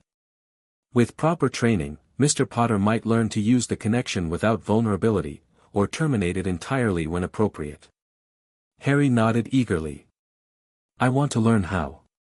If Voldemort's going to come after me anyway, I'd rather be prepared. Sirius recognized the determined look in Harry's eyes, the same expression Lily had worn when she set her mind to something. Fine. But we establish strict safety protocols, and you don't attempt any connection without supervision. Agreed, Harry said instantly, relieved Sirius wasn't simply forbidding the training entirely. As they descended from the tower to brief the others, Harry felt a strange sense of anticipation rather than fear. The confrontation with whatever remained of Voldemort seemed inevitable, a final step in freeing himself from the manipulations that had defined his early life. The question was not if, but when and how. And with his awakened abilities, Harry intended to ensure he controlled those variables, not Voldemort. Chapter 3, Power and Consequence. The morning sun painted Black Island in shades of gold, but Harry wasn't admiring the view. He sat cross-legged on the beach, eyes closed, tracking the invisible currents of magic that flowed around him like ocean tides. Behind him stood an unlikely trio of instructors, Sirius, looking worried, Griphook, evaluating with clinical precision, and Flitwick, the diminutive charms professor from Hogwarts who had requested sabbatical immediately after Dumbledore's arrest. Remarkable control, Flitwick murmured, watching Harry manipulate strands of raw magic between his fingers like a cat's cradle. He's already surpassed what most seventh years can achieve with structured spellwork. And that's concerning you, Sirius noted, catching the professor's troubled expression. Flitwick sighed. Phileas, please. We're beyond formalities now. He adjusted his spectacles. And yes, it concerns me. Not because of Harry himself, but because of how others will react. The Ministry classifies abilities like his as inherently ungovernable. Meaning they can't regulate what they can't understand, Griphook added with a goblin's characteristic disdain for wizard bureaucracy. Harry opened one eye. I can hear you all, you know. Of course you can, Sirius grinned. How's the tracking exercise going? Harry unfolded from his meditation, the swirling magic between his fingers dissipating like mist. I can sense the connection to Voldemort, but it's slippery. Like trying to hold smoke. He stood, brushing sand from his shorts. He's moving. This got everyone's attention. Moving how? Phileas asked sharply. East, Harry said, pointing across the ocean. Leaving Albania. The signature is stronger than last week, he's found something or someone to help him. 3 months had passed since Harry's awakening. 3 months of intensive training, political maneuvering, and preparation for the inevitable confrontation that the amended prophecy seemed to predict. Harry had grown another 2 inches and developed an athlete's wiry build, his magic accelerating his physical development to match his rapidly expanding abilities. More significant than his physical changes was his magical growth. Under Flitwick's guidance, Harry had learned to disguise his primordial magic as conventional spellwork when needed, a necessary precaution for his eventual return to Wizarding Britain. With the goblins, he'd studied magical theory beyond anything taught at Hogwarts. And with Sirius, he'd worked on something equally important, being a normal kid sometimes. Breakfast first, Sirius declared, breaking the tension. Magical tracking on an empty stomach never ends well. Harry's face brightened. Did Dobby make pancakes again? The excitable house elf had been another unexpected addition to their growing household. Freed from the Malfoys through some legal maneuvering involving evidence of Lucius's Death Eater activities, Dobby had practically begged to serve, the great Harry Potter sir who has the most magnificent magics Dobby has ever felt. Pancakes, waffles, crepes, and something he calls, breakfast surprise, that I'm slightly afraid of, Sirius confirmed as they walked back toward the villa.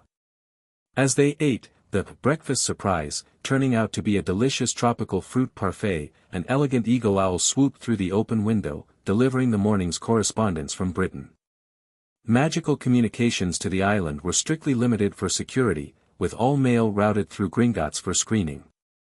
Ah, today's political disaster, Sirius remarked, untying a copy of the Daily Prophet from the owl's leg. He unfolded it, then whistled. Well, that didn't take long. He passed the paper to Harry, who read the headline, Ministry creates, Exceptional Powers Registration ACT, New Legislation Targets, Magically Ungovernable, Individuals, That's aimed at you, Phileas said quietly. Our sources in the Ministry confirm it. Fudge is panicking about reports of your abilities. Harry skimmed the article. The new law required any witch or wizard with extraordinary magical capabilities beyond standard classification to register with the Department of Mysteries for research and monitoring purposes. Failure to register would result in heavy fines and potential imprisonment.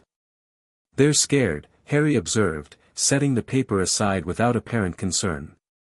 "After Dumbledore's fall, they're scrambling for control." "Indeed," Griphook agreed. "And what frightens bureaucrats more than power they cannot categorize or regulate?" Sirius looked troubled. "This complicates our plans for your return to Britain." "Not necessarily," Harry countered. "The law only applies if they know what I can do. As far as official records show, I'm just a magical child who was victimized by Dumbledore and is now recovering normally. Your public appearance at the Wizengamot next week will test that theory," Phileas noted. "It will be your first official appearance since the Leech charms were removed." The upcoming session was indeed Harry's formal reintroduction to Wizarding Britain. As the last Potter, he was entitled to claim his family's hereditary seat once Sirius, as his guardian, certified him magically mature enough to participate. The political ramifications were significant. The Potter vote had historically supported progressive policies, and its absence had allowed conservative factions to dominate. "I've been practicing," Harry assured them. "No one will see anything but conventional magic, perfectly normal for a talented 7-year-old. Sirius snorted. "A 7-year-old who can dismantle wards with a thought and track dark wizards across continents." Harry grinned. Details. The Ministry of Magic atrium buzzed with anticipation. Reporters from every wizarding publication crowded the security checkpoint, jostling for position as Harry Potter was expected to make his first public appearance since the scandal that had rocked the wizarding world. "Remember," Sirius murmured as they prepared to flow in from a secure ministry office arranged by Amelia Bones, "let me handle the reporters. Stick to our practiced responses if anyone gets through." Harry nodded, adjusting the formal robes that had been custom-tailored for this appearance. The Potter crest was embroidered in subtle gold thread over his heart, with the black family crest on his right shoulder acknowledging his guardian's house. His hair, normally untamable, had been convinced to lie mostly flat through a combination of charms and his own metamorphmagus abilities. Most importantly, he had carefully configured his magic to appear conventionally structured rather than primordial. To magical senses, he would register as a powerful young wizard, but not the reality-bending phenomenon he had become. "Ready?" Sirius asked, offering his hand. Harry took a deep breath. "Ready." They stepped through the flue into the atrium, immediately surrounded by a prearranged security detail of 4 Aurors. The flashbulbs began instantly, accompanied by shouted questions from the press. "Mr. Potter. How does it feel to be free of the Leech charms? Lord Black. Will Harry be attending Hogwarts after what Dumbledore did? Harry. Can you demonstrate your magic for us?" Sirius raised a hand, and the shouting temporarily subsided. "Mr. Potter appreciates your interest but has no statement at this time. We are here simply to participate in normal Wizengamot proceedings as is his birthright as heir to the ancient and noble house of Potter." The reporters weren't so easily deterred. Rita Skeeter, her acid green quill hovering beside her, pushed to the front. "Sources claim young Harry has developed extraordinary abilities since the charms were removed. Some say he's more powerful than Dumbledore himself. Care to comment?" Harry stepped slightly forward, giving the practiced smile they'd rehearsed. "I'm just a normal wizard now that the harmful charms are gone. The healers say I'm developing exactly as I should have been all along." To demonstrate, he performed a simple lumos with his training wand, a completely conventional spell that any magically educated child could manage. The light was perhaps a bit brighter than average, but nothing that would trigger suspicion. "See? Just normal magic," Harry said with an innocent shrug that made several reporters chuckle. As the Aurors escorted them toward the elevators, Harry maintained his facade of wide-eyed normality.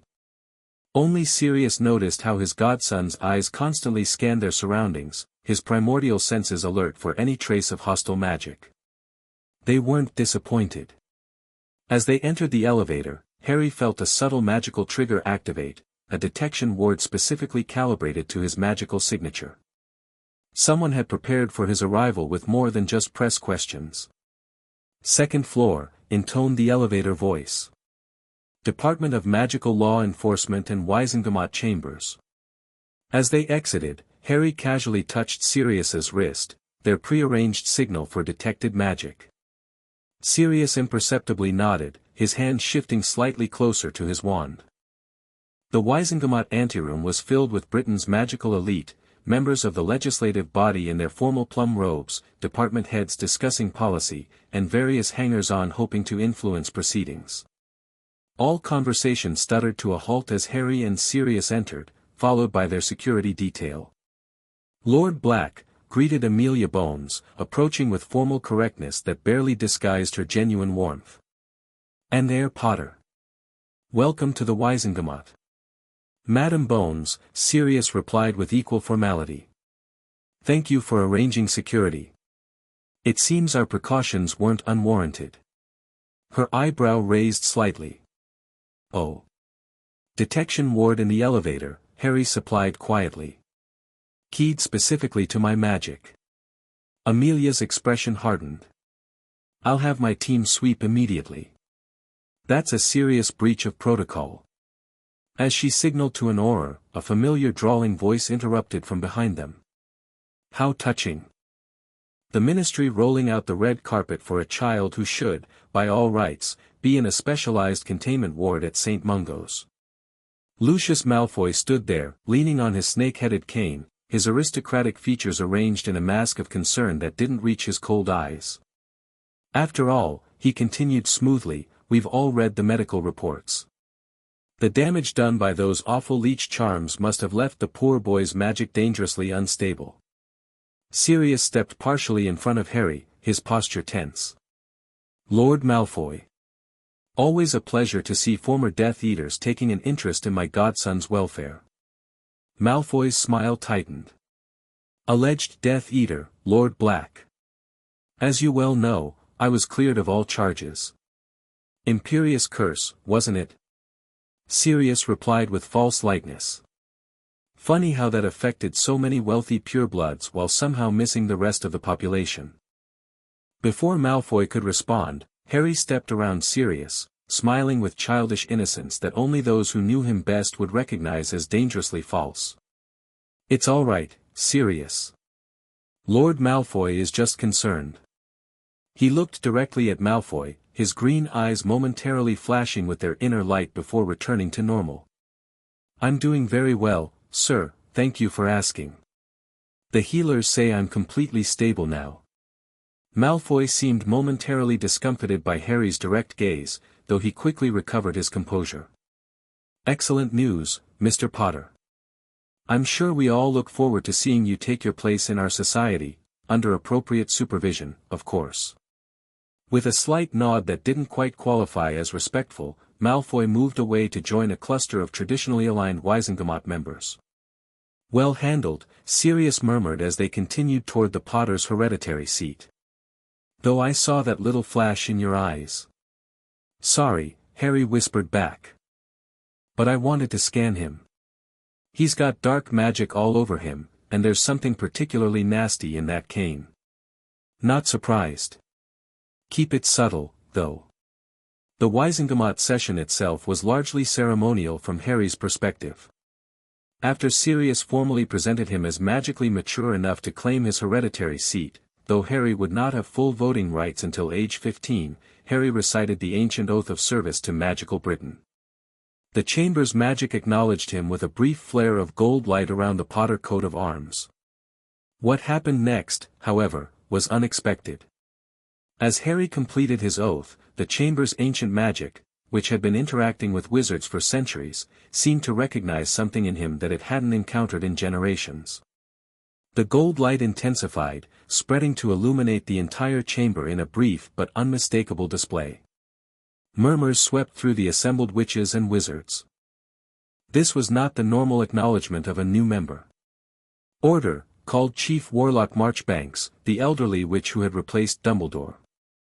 Order, please. The chamber gradually quieted, though many members continued to stare at Harry with expressions ranging from awe to suspicion. Harry maintained his innocent facade, looking appropriately confused by the unusual reaction. The remainder of the session passed with legislative matters that held little interest for Harry, though he paid careful attention to the voting patterns, mentally cataloging which members aligned with which factions. His enhanced perception allowed him to notice subtle magical communications between certain members, evidence of hidden alliances and secret communications.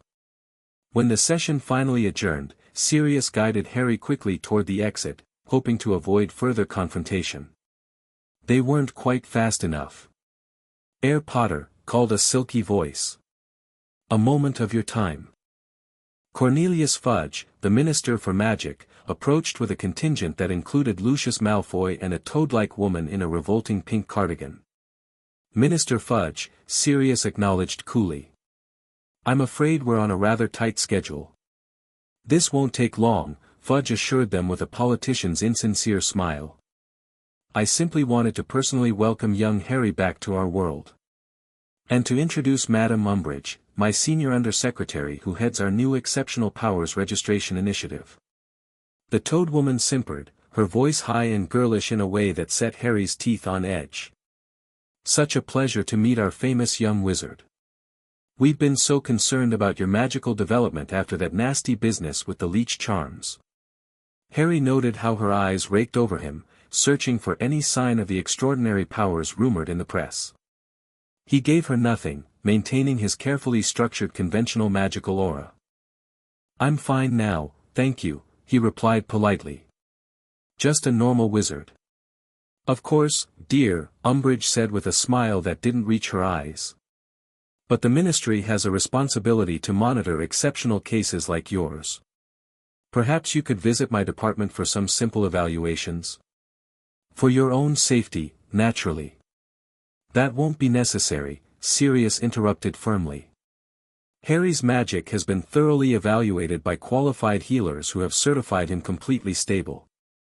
"Goblin healers," Malfoy added smoothly. "While undoubtedly skilled in their way, they hardly understand the nuances of wizard magic." Harry felt his temper flare at the casual bigotry, but kept his expression neutral.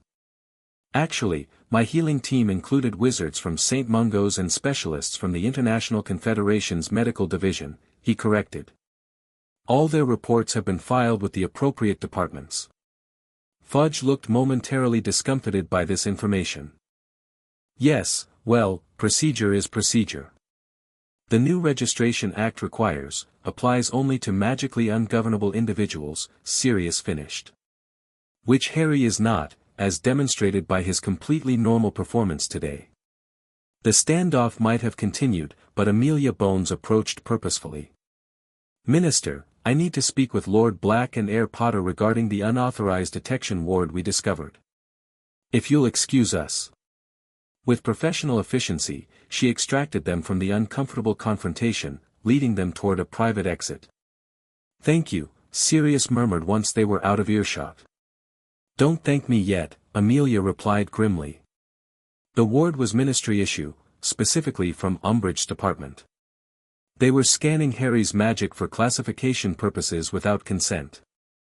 That's technically legal under the new act, but the methods are questionable at best. Harry frowned. "Did they get any readings?"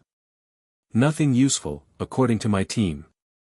The ward was calibrated for conventional magical assessment. If what the goblins told me about your abilities is accurate, it would be like using a thermometer to measure wind speed, wrong tool entirely." "Good," Sirius said with relief. "Let's keep it that way.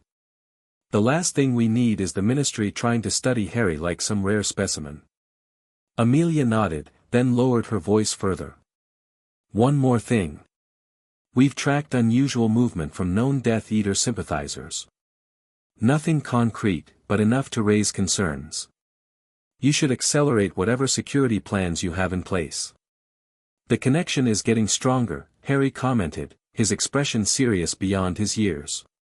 "Voldemort's found help." Amelia managed not to flinch at the name, though it was clearly an effort. "Then be careful. Very careful. Did you sense it? Harry asked as their international portkey deposited them back on Black Island later that evening. The chamber magic. Sirius stretched, relieved to be home. I felt something, but not like you did, obviously. What happened? Harry's expression turned thoughtful. The chamber recognized me, or rather, it recognized my magic. Like it was, happy to see primordial magic again. The Wizengamot chamber is ancient, Phileas noted, joining them from where he'd been waiting. Built when magical practices were less standardized. It likely encountered primordial practitioners in its early days. It felt like it was trying to communicate, Harry continued, removing his formal robes with relief. Not with words, but with pure magical intent. I think it was trying to warn me. That caught everyone's attention. Warn you about what? Sirius asked sharply. I'm not sure exactly. The impression was vague, danger, betrayal, something hidden beneath the ministry. Harry ran a hand through his hair, which immediately reverted to its usual unruly state now that they were home. It felt important, but I couldn't understand the details. Griphook, who had been monitoring events from the island, looked troubled. The oldest sections of the ministry were built on a site of significant magical convergence. The founders may have incorporated existing magical structures. Like Hogwarts with its ley line nexus, Phileas agreed. Many ancient magical sites were chosen specifically for their natural power. Could there be something under the ministry that Voldemort wants? Harry asked, the connection suddenly occurring to him. Something related to our prophecy? The adults exchanged concerned glances. The Department of Mysteries houses the Hall of Prophecy, Sirius said slowly. All recorded prophecies are stored there. Including yours. Harry's eyes widened. The amended prophecy, the one that changed when my magic was unbound. If Voldemort doesn't know about the change, he would be working from incomplete information, Griphook finished. Still believing the original prophecy requires one of you to kill the other. We need to get that prophecy, Harry decided immediately. Or destroy it before he can access it. Not so simple, Phileas cautioned. Prophecy orbs can only be retrieved by those they concern. You could retrieve it, yes, but destruction from a distance is virtually impossible due to the protective enchantments. Harry began pacing, energy radiating from him despite his attempt to appear calm. Then I need to go back and get it before Voldemort figures out a way to do the same. Absolutely not, Sirius declared. We just escaped a ministry trying to classify and potentially control you.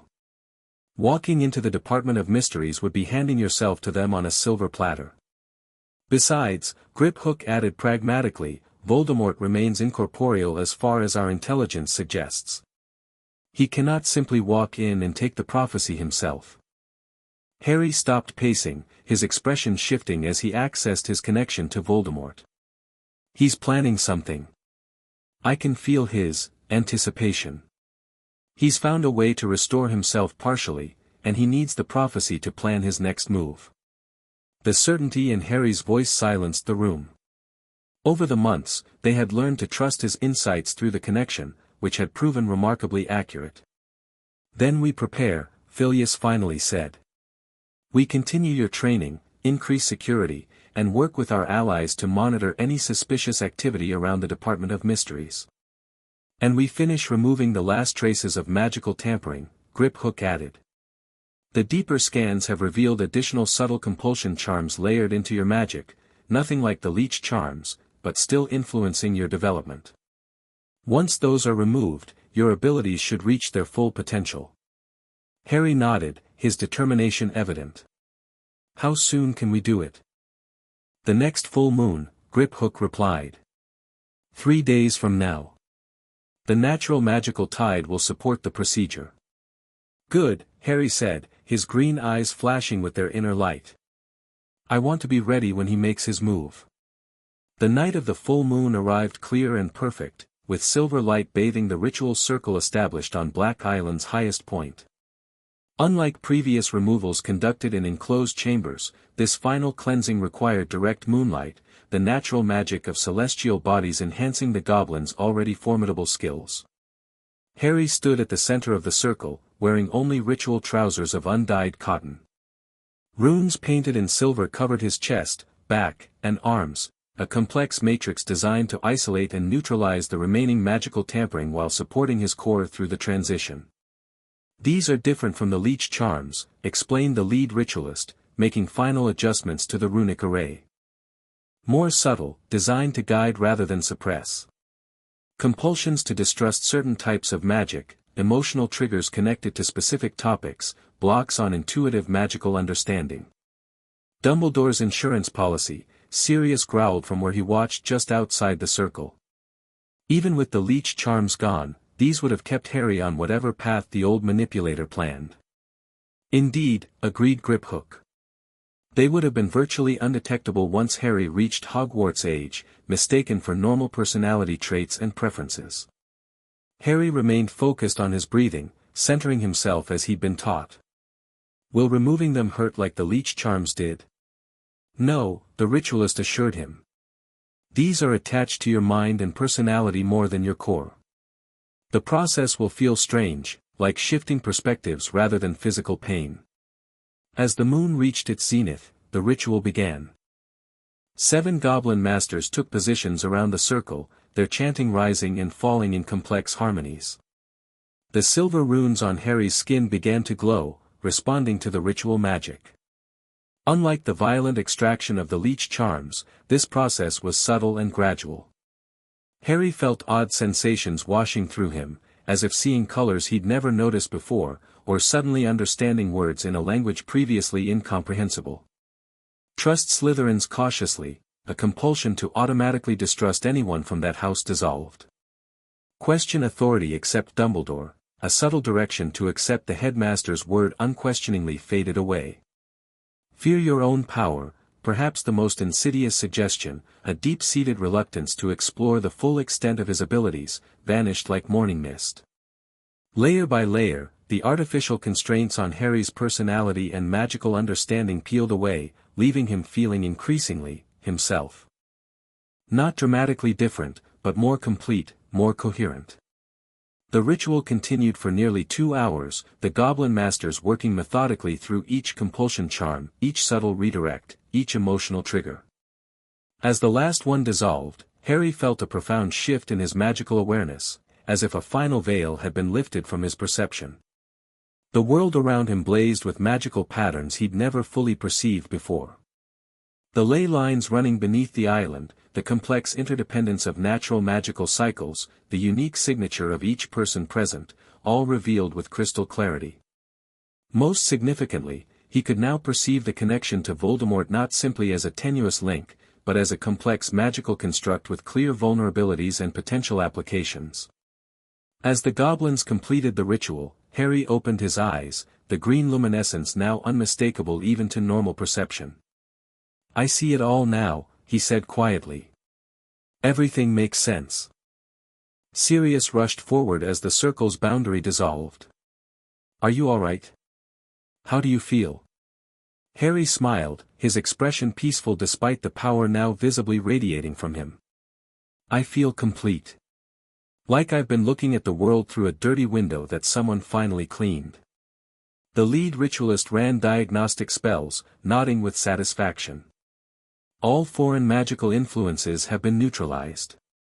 His core is fully independent now, developing according to its natural pattern.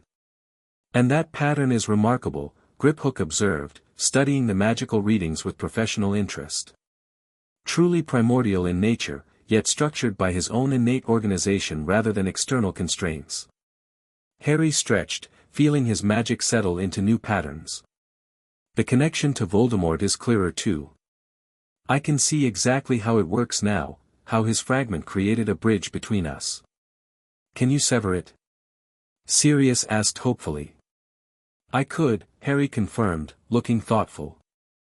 But I'm not sure I should, at least not yet. It's a tactical advantage if I can control it. Before anyone could respond, Harry suddenly stiffened, his eyes widening in alarm. He's moving. Now. Something's happening. Where? Griphook demanded.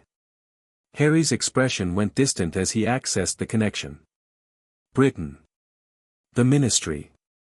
He's possessing someone. Someone who just entered the Department of Mysteries. Sirius swore colorfully. He's after the prophecy. We need to alert Amelia, Griphook decided, signaling to a goblin messenger. She can secure the Hall of Prophecy. Too late, Harry whispered, his consciousness partially engaged with the connection. He's already inside. Using someone with access. I can feel his triumph. The implications were chilling. Voldemort had found a way to bypass the prophecy's retrieval restrictions, likely by possessing someone who either had ministry access or was somehow connected to the prophecy itself. Can you see who he's possessing? Phileas asked urgently. Harry concentrated, pushing deeper into the connection than he'd ever dared before. It's difficult to see clearly. Male, I think. Middle-aged. There's something familiar about him, but I can't, Harry suddenly gasped, doubling over in pain as Voldemort detected his presence in the connection. The Dark Wizard's fury lashed back along their link, a vicious mental attack that would have crippled Harry before his training. Block it! Sirius shouted, supporting Harry as he swayed. No, Harry gritted through clenched teeth. I need to know what he's doing. With tremendous effort, Harry stabilized the connection, using his primordial magic to buffer against Voldemort's assault while maintaining observational access. It was like holding a door partially open against a hurricane, requiring precise control and extraordinary strength. He has the prophecy, Harry reported, sweat beading on his forehead from the effort. Both versions. He knows about the change. The observers exchanged alarmed glances. With knowledge of the amended prophecy, Voldemort would understand that their connection had fundamentally altered, that the original destiny of one killing the other had shifted. He's leaving the Ministry, Harry continued, his voice strained. Going somewhere, prepared. A ritual site. His eyes suddenly flew open.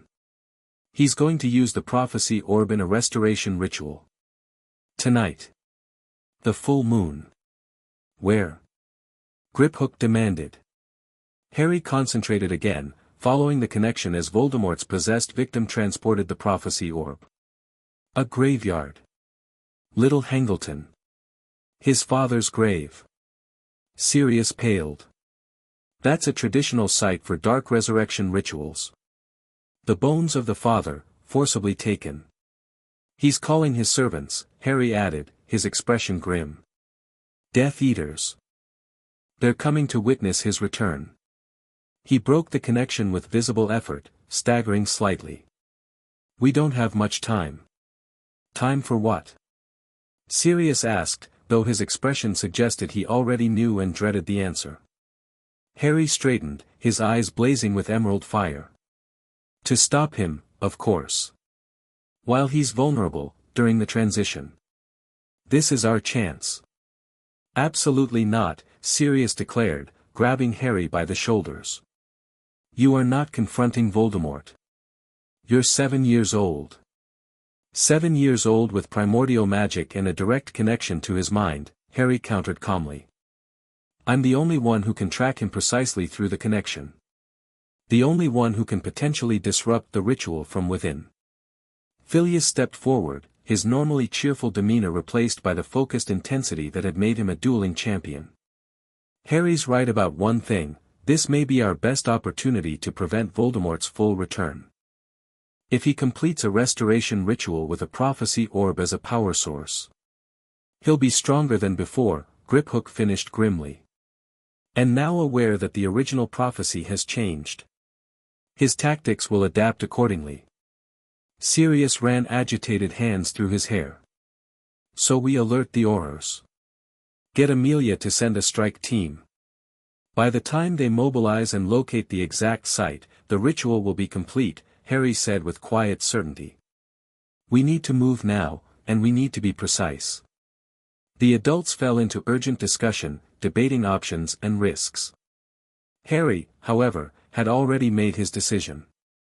While they argued, he slipped back into the ritual circle, using the residual energy to strengthen his connection to Voldemort one last time. This time, instead of merely observing, Harry projected, sending his consciousness fully through the link, a technique he'd been practicing in secret for weeks. His physical body remained on Black Island, but his magical awareness traveled across the connection to observe Voldemort directly. The graveyard materialized around Harry's projected consciousness, a misty, ethereal perception that allowed him to see without being seen. Voldemort's possessed victim, now clearly identifiable as a ministry worker Harry didn't recognize, was preparing an elaborate ritual site around a large cauldron. The prophecy orb floated above it, both versions of the prophecy swirling visibly within its depths. Death Eaters began operating in, forming a circle around the central area. Harry recognized Lucius Malfoy among them, his distinctive magical signature unmistakable despite the mask. Others were unfamiliar, but their collective dark magic created a miasma that Harry could perceive clearly. The ritual was nearly ready. Harry had to act now. Back on Black Island, Harry's physical body opened its eyes, interrupting the ongoing debate. "I've seen enough," he announced. "The ritual is almost ready. I'm going to disrupt it." "Harry," Sirius began. "Not physically," Harry clarified. "Through the connection. I can project my consciousness there and interfere directly with his magic. It's our best chance." Before anyone could object further, Harry dropped back into deep meditation, his body glowing with concentrated magical energy as he projected his consciousness fully into the connection. This time, instead of passive observation, he prepared to actively engage. In the graveyard, the possessed ministry worker had begun the ritual, slicing his own hand to drip blood into the cauldron while chanting in ancient, twisted Latin. The prophecy orb descended slowly toward the bubbling potion, its swirling contents providing the magical blueprint for Voldemort's restoration. "Bone of the Father, unknowingly given, you will renew your son." A bone from the grave below levitated and dropped into the cauldron. "Flesh of the servant, willingly sacrificed, you will revive your master." The possessed man grimaced in pain as he severed his own hand, letting it fall into the mixture. "Blood of the enemy, forcibly taken, you will resurrect your foe." Here the ritual faltered momentarily. The traditional enemy's blood, Harry's, was unavailable. Instead, the man produced a vial of preserved blood.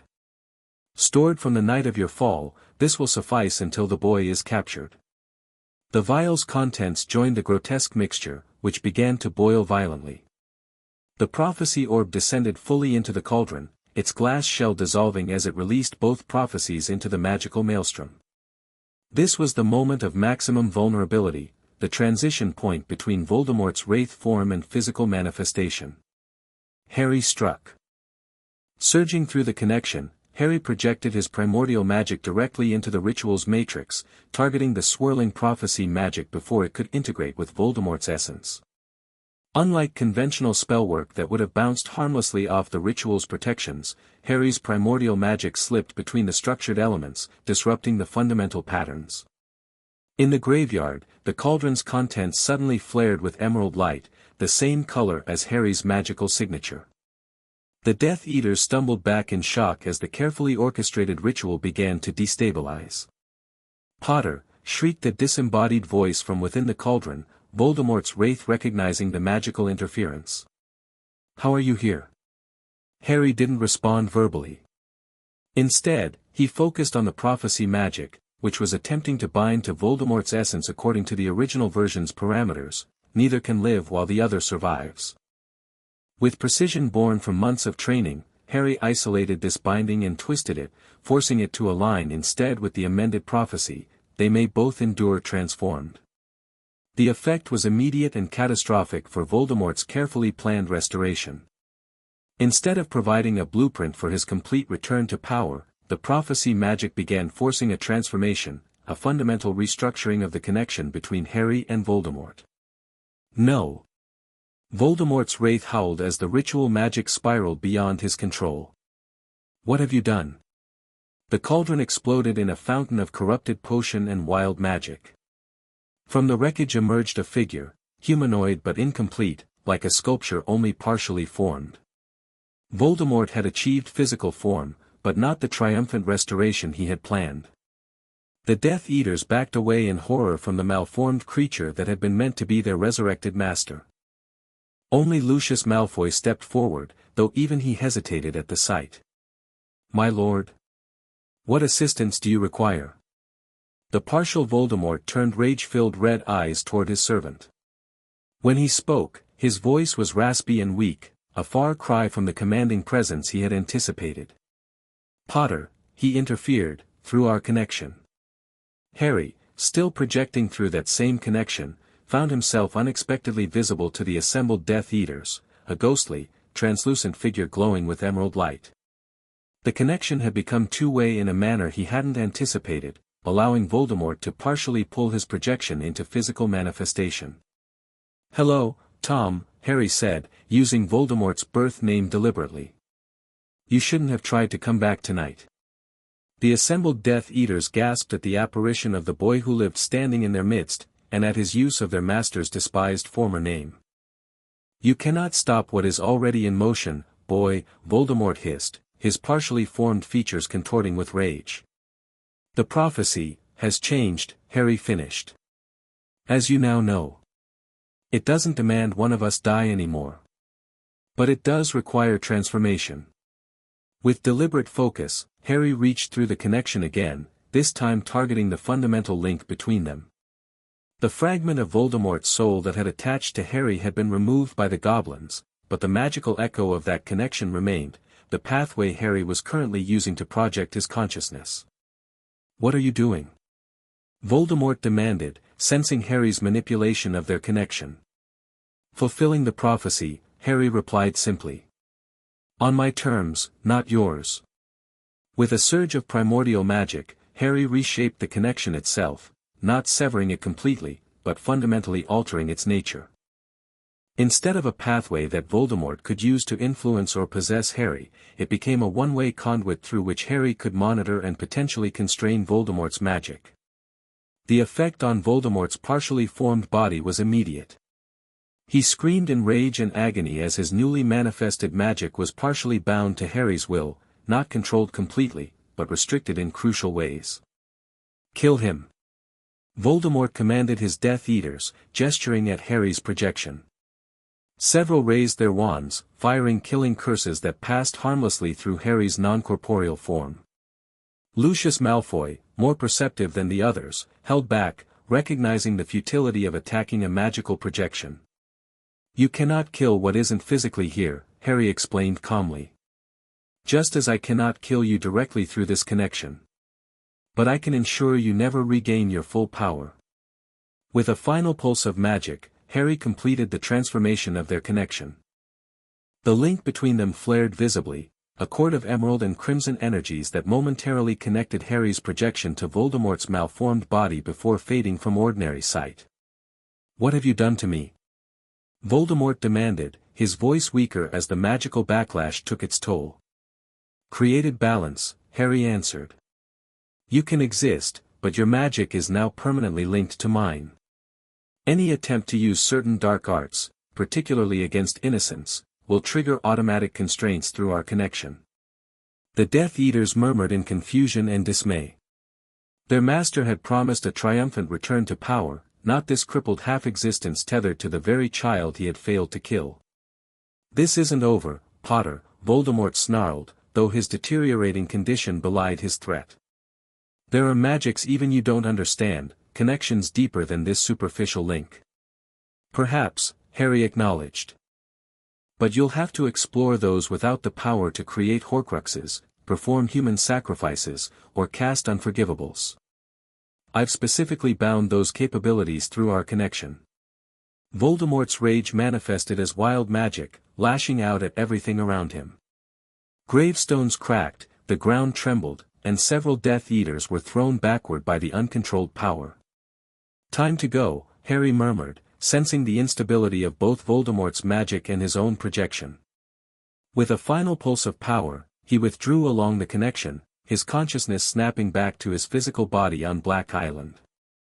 Harry gasped as he returned to full physical awareness, nearly collapsing as the magical strain hit him. Sirius caught him, supporting his exhausted godson. "What happened?" Sirius demanded, his face pale with worry. "You've been in that trance for almost an hour." "Voldemort," Harry managed through labored breathing. "He's back, sort of.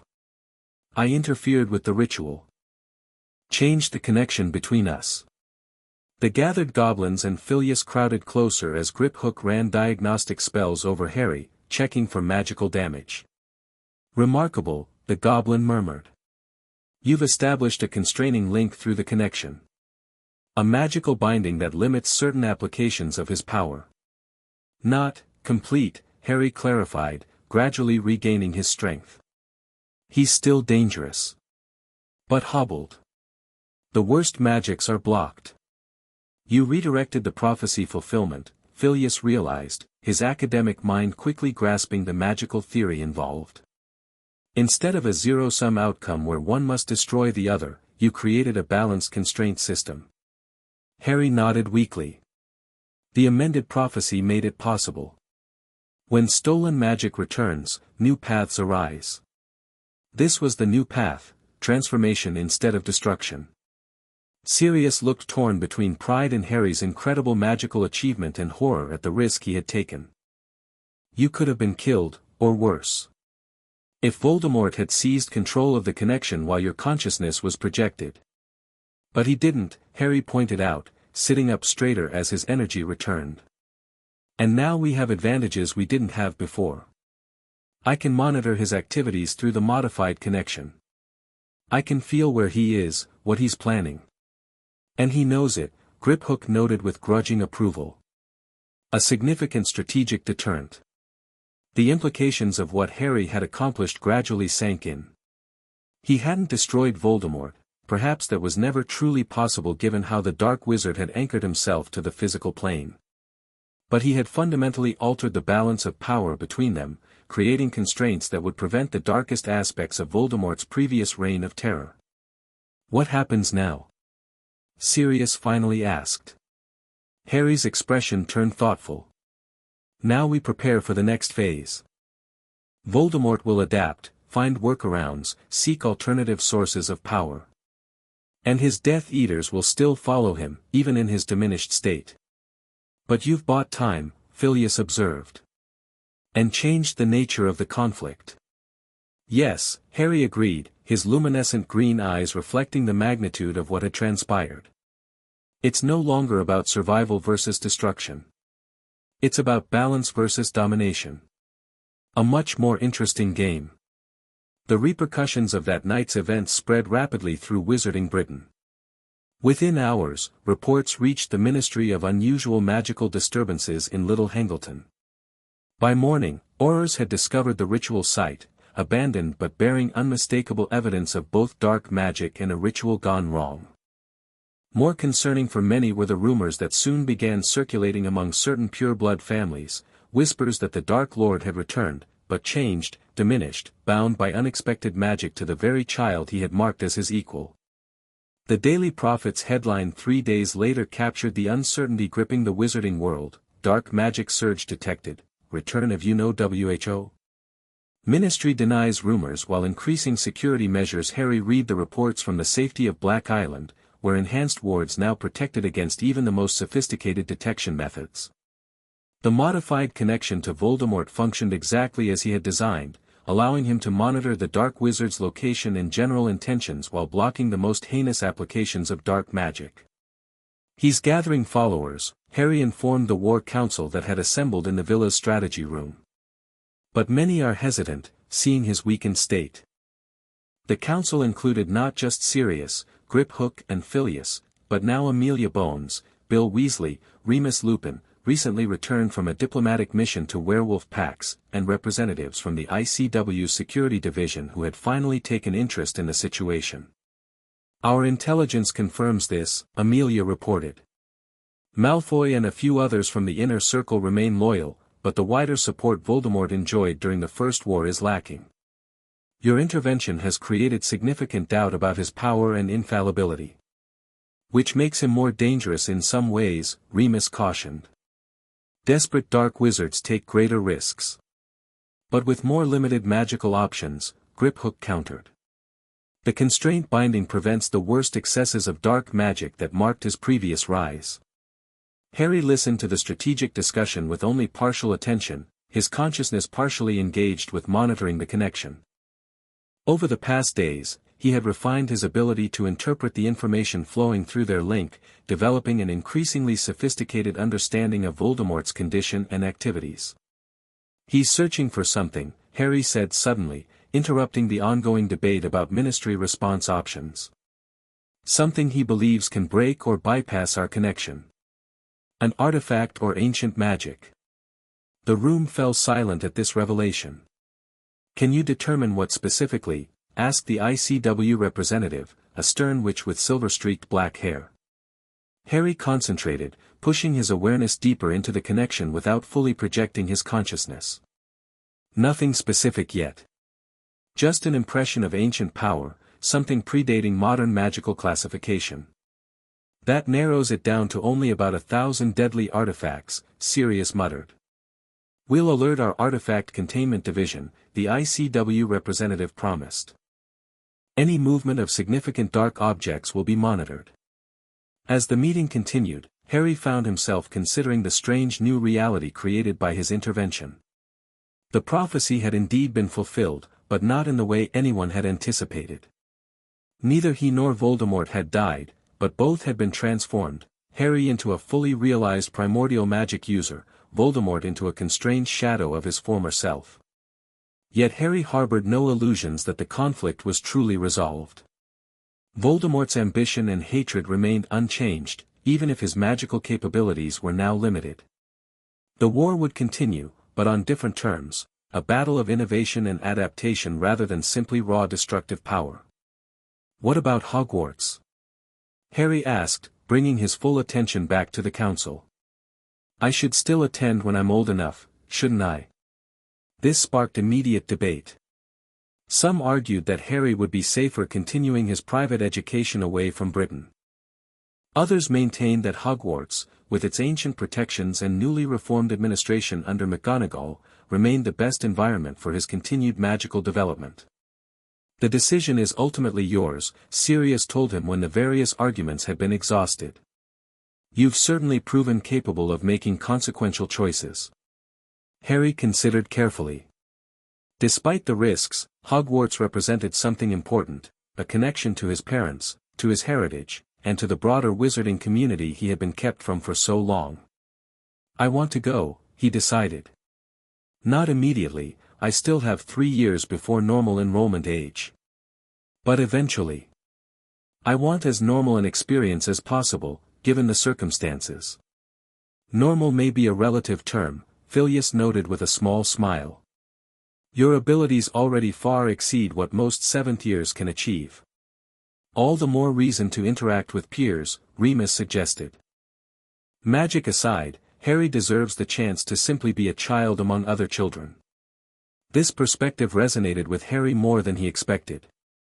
For all his extraordinary abilities and mature decision-making, he remained a 7-year-old boy who had experienced precious little normal childhood.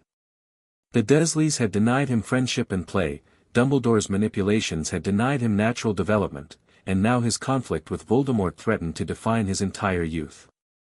"I want both," Harry clarified. "To continue my special training here, but also to prepare for eventually joining the regular wizarding world. Not hiding what I am, but not flaunting it either." Sirius grinned, ruffling Harry's perpetually messy hair. "Spoken like a true marauder's son. Exceptional but subtle." The meeting eventually concluded with action plans distributed among the various factions represented. The goblins would continue monitoring financial transactions that might indicate Voldemort's activities.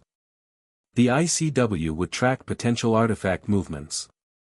Amelia would quietly build a coalition within the Ministry to prepare for the inevitable public acknowledgement of Voldemort's return. As the participants departed, Harry found himself standing alone on the villa's observation deck, gazing across the ocean toward Britain. Through the connection, he could sense Voldemort's frustration and rage, emotions that would normally concern him but now simply provided useful intelligence. "Penny for your thoughts?" Sirius asked, joining him at the railing. Harry smiled. "I was just thinking how strange everything has turned out. 6 months ago I was locked in a cupboard, my magic being drained away, not knowing any of this existed. Now I'm monitoring a magically constrained Dark Lord through a prophecy-modified connection while planning my eventual attendance at a magical school." Sirius laughed softly. "When you put it that way, it does sound rather absurd." His expression turned more serious. "Are you okay with all this, Harry? Really okay?" Harry considered the question honestly. "I think so. I'm still processing everything that's happened, but I feel right. Like I'm finally becoming who I was meant to be, without anyone else's plans or constraints." "James and Lily would be incredibly proud," Sirius said softly. "Not just of what you've accomplished, but of who you are. Your father would be strutting around like a peacock at your magical achievements, while your mother would be far more impressed by your compassion and wisdom." "Compassion?" Harry questioned.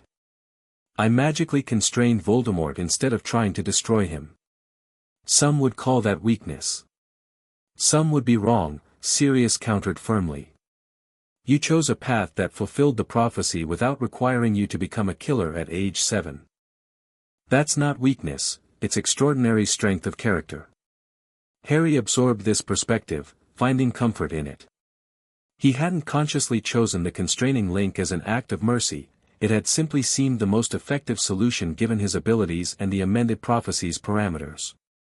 Yet he couldn't deny feeling relieved that he hadn't needed to destroy Voldemort completely, especially since doing so might have required darker magic than he was willing to embrace. "What happens next?" Harry asked, watching the sunset paint the horizon in brilliant colors.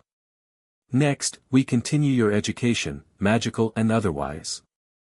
We build alliances, monitor Voldemort's activities, and prepare for whatever move he eventually makes." Sirius wrapped an arm around Harry's shoulders.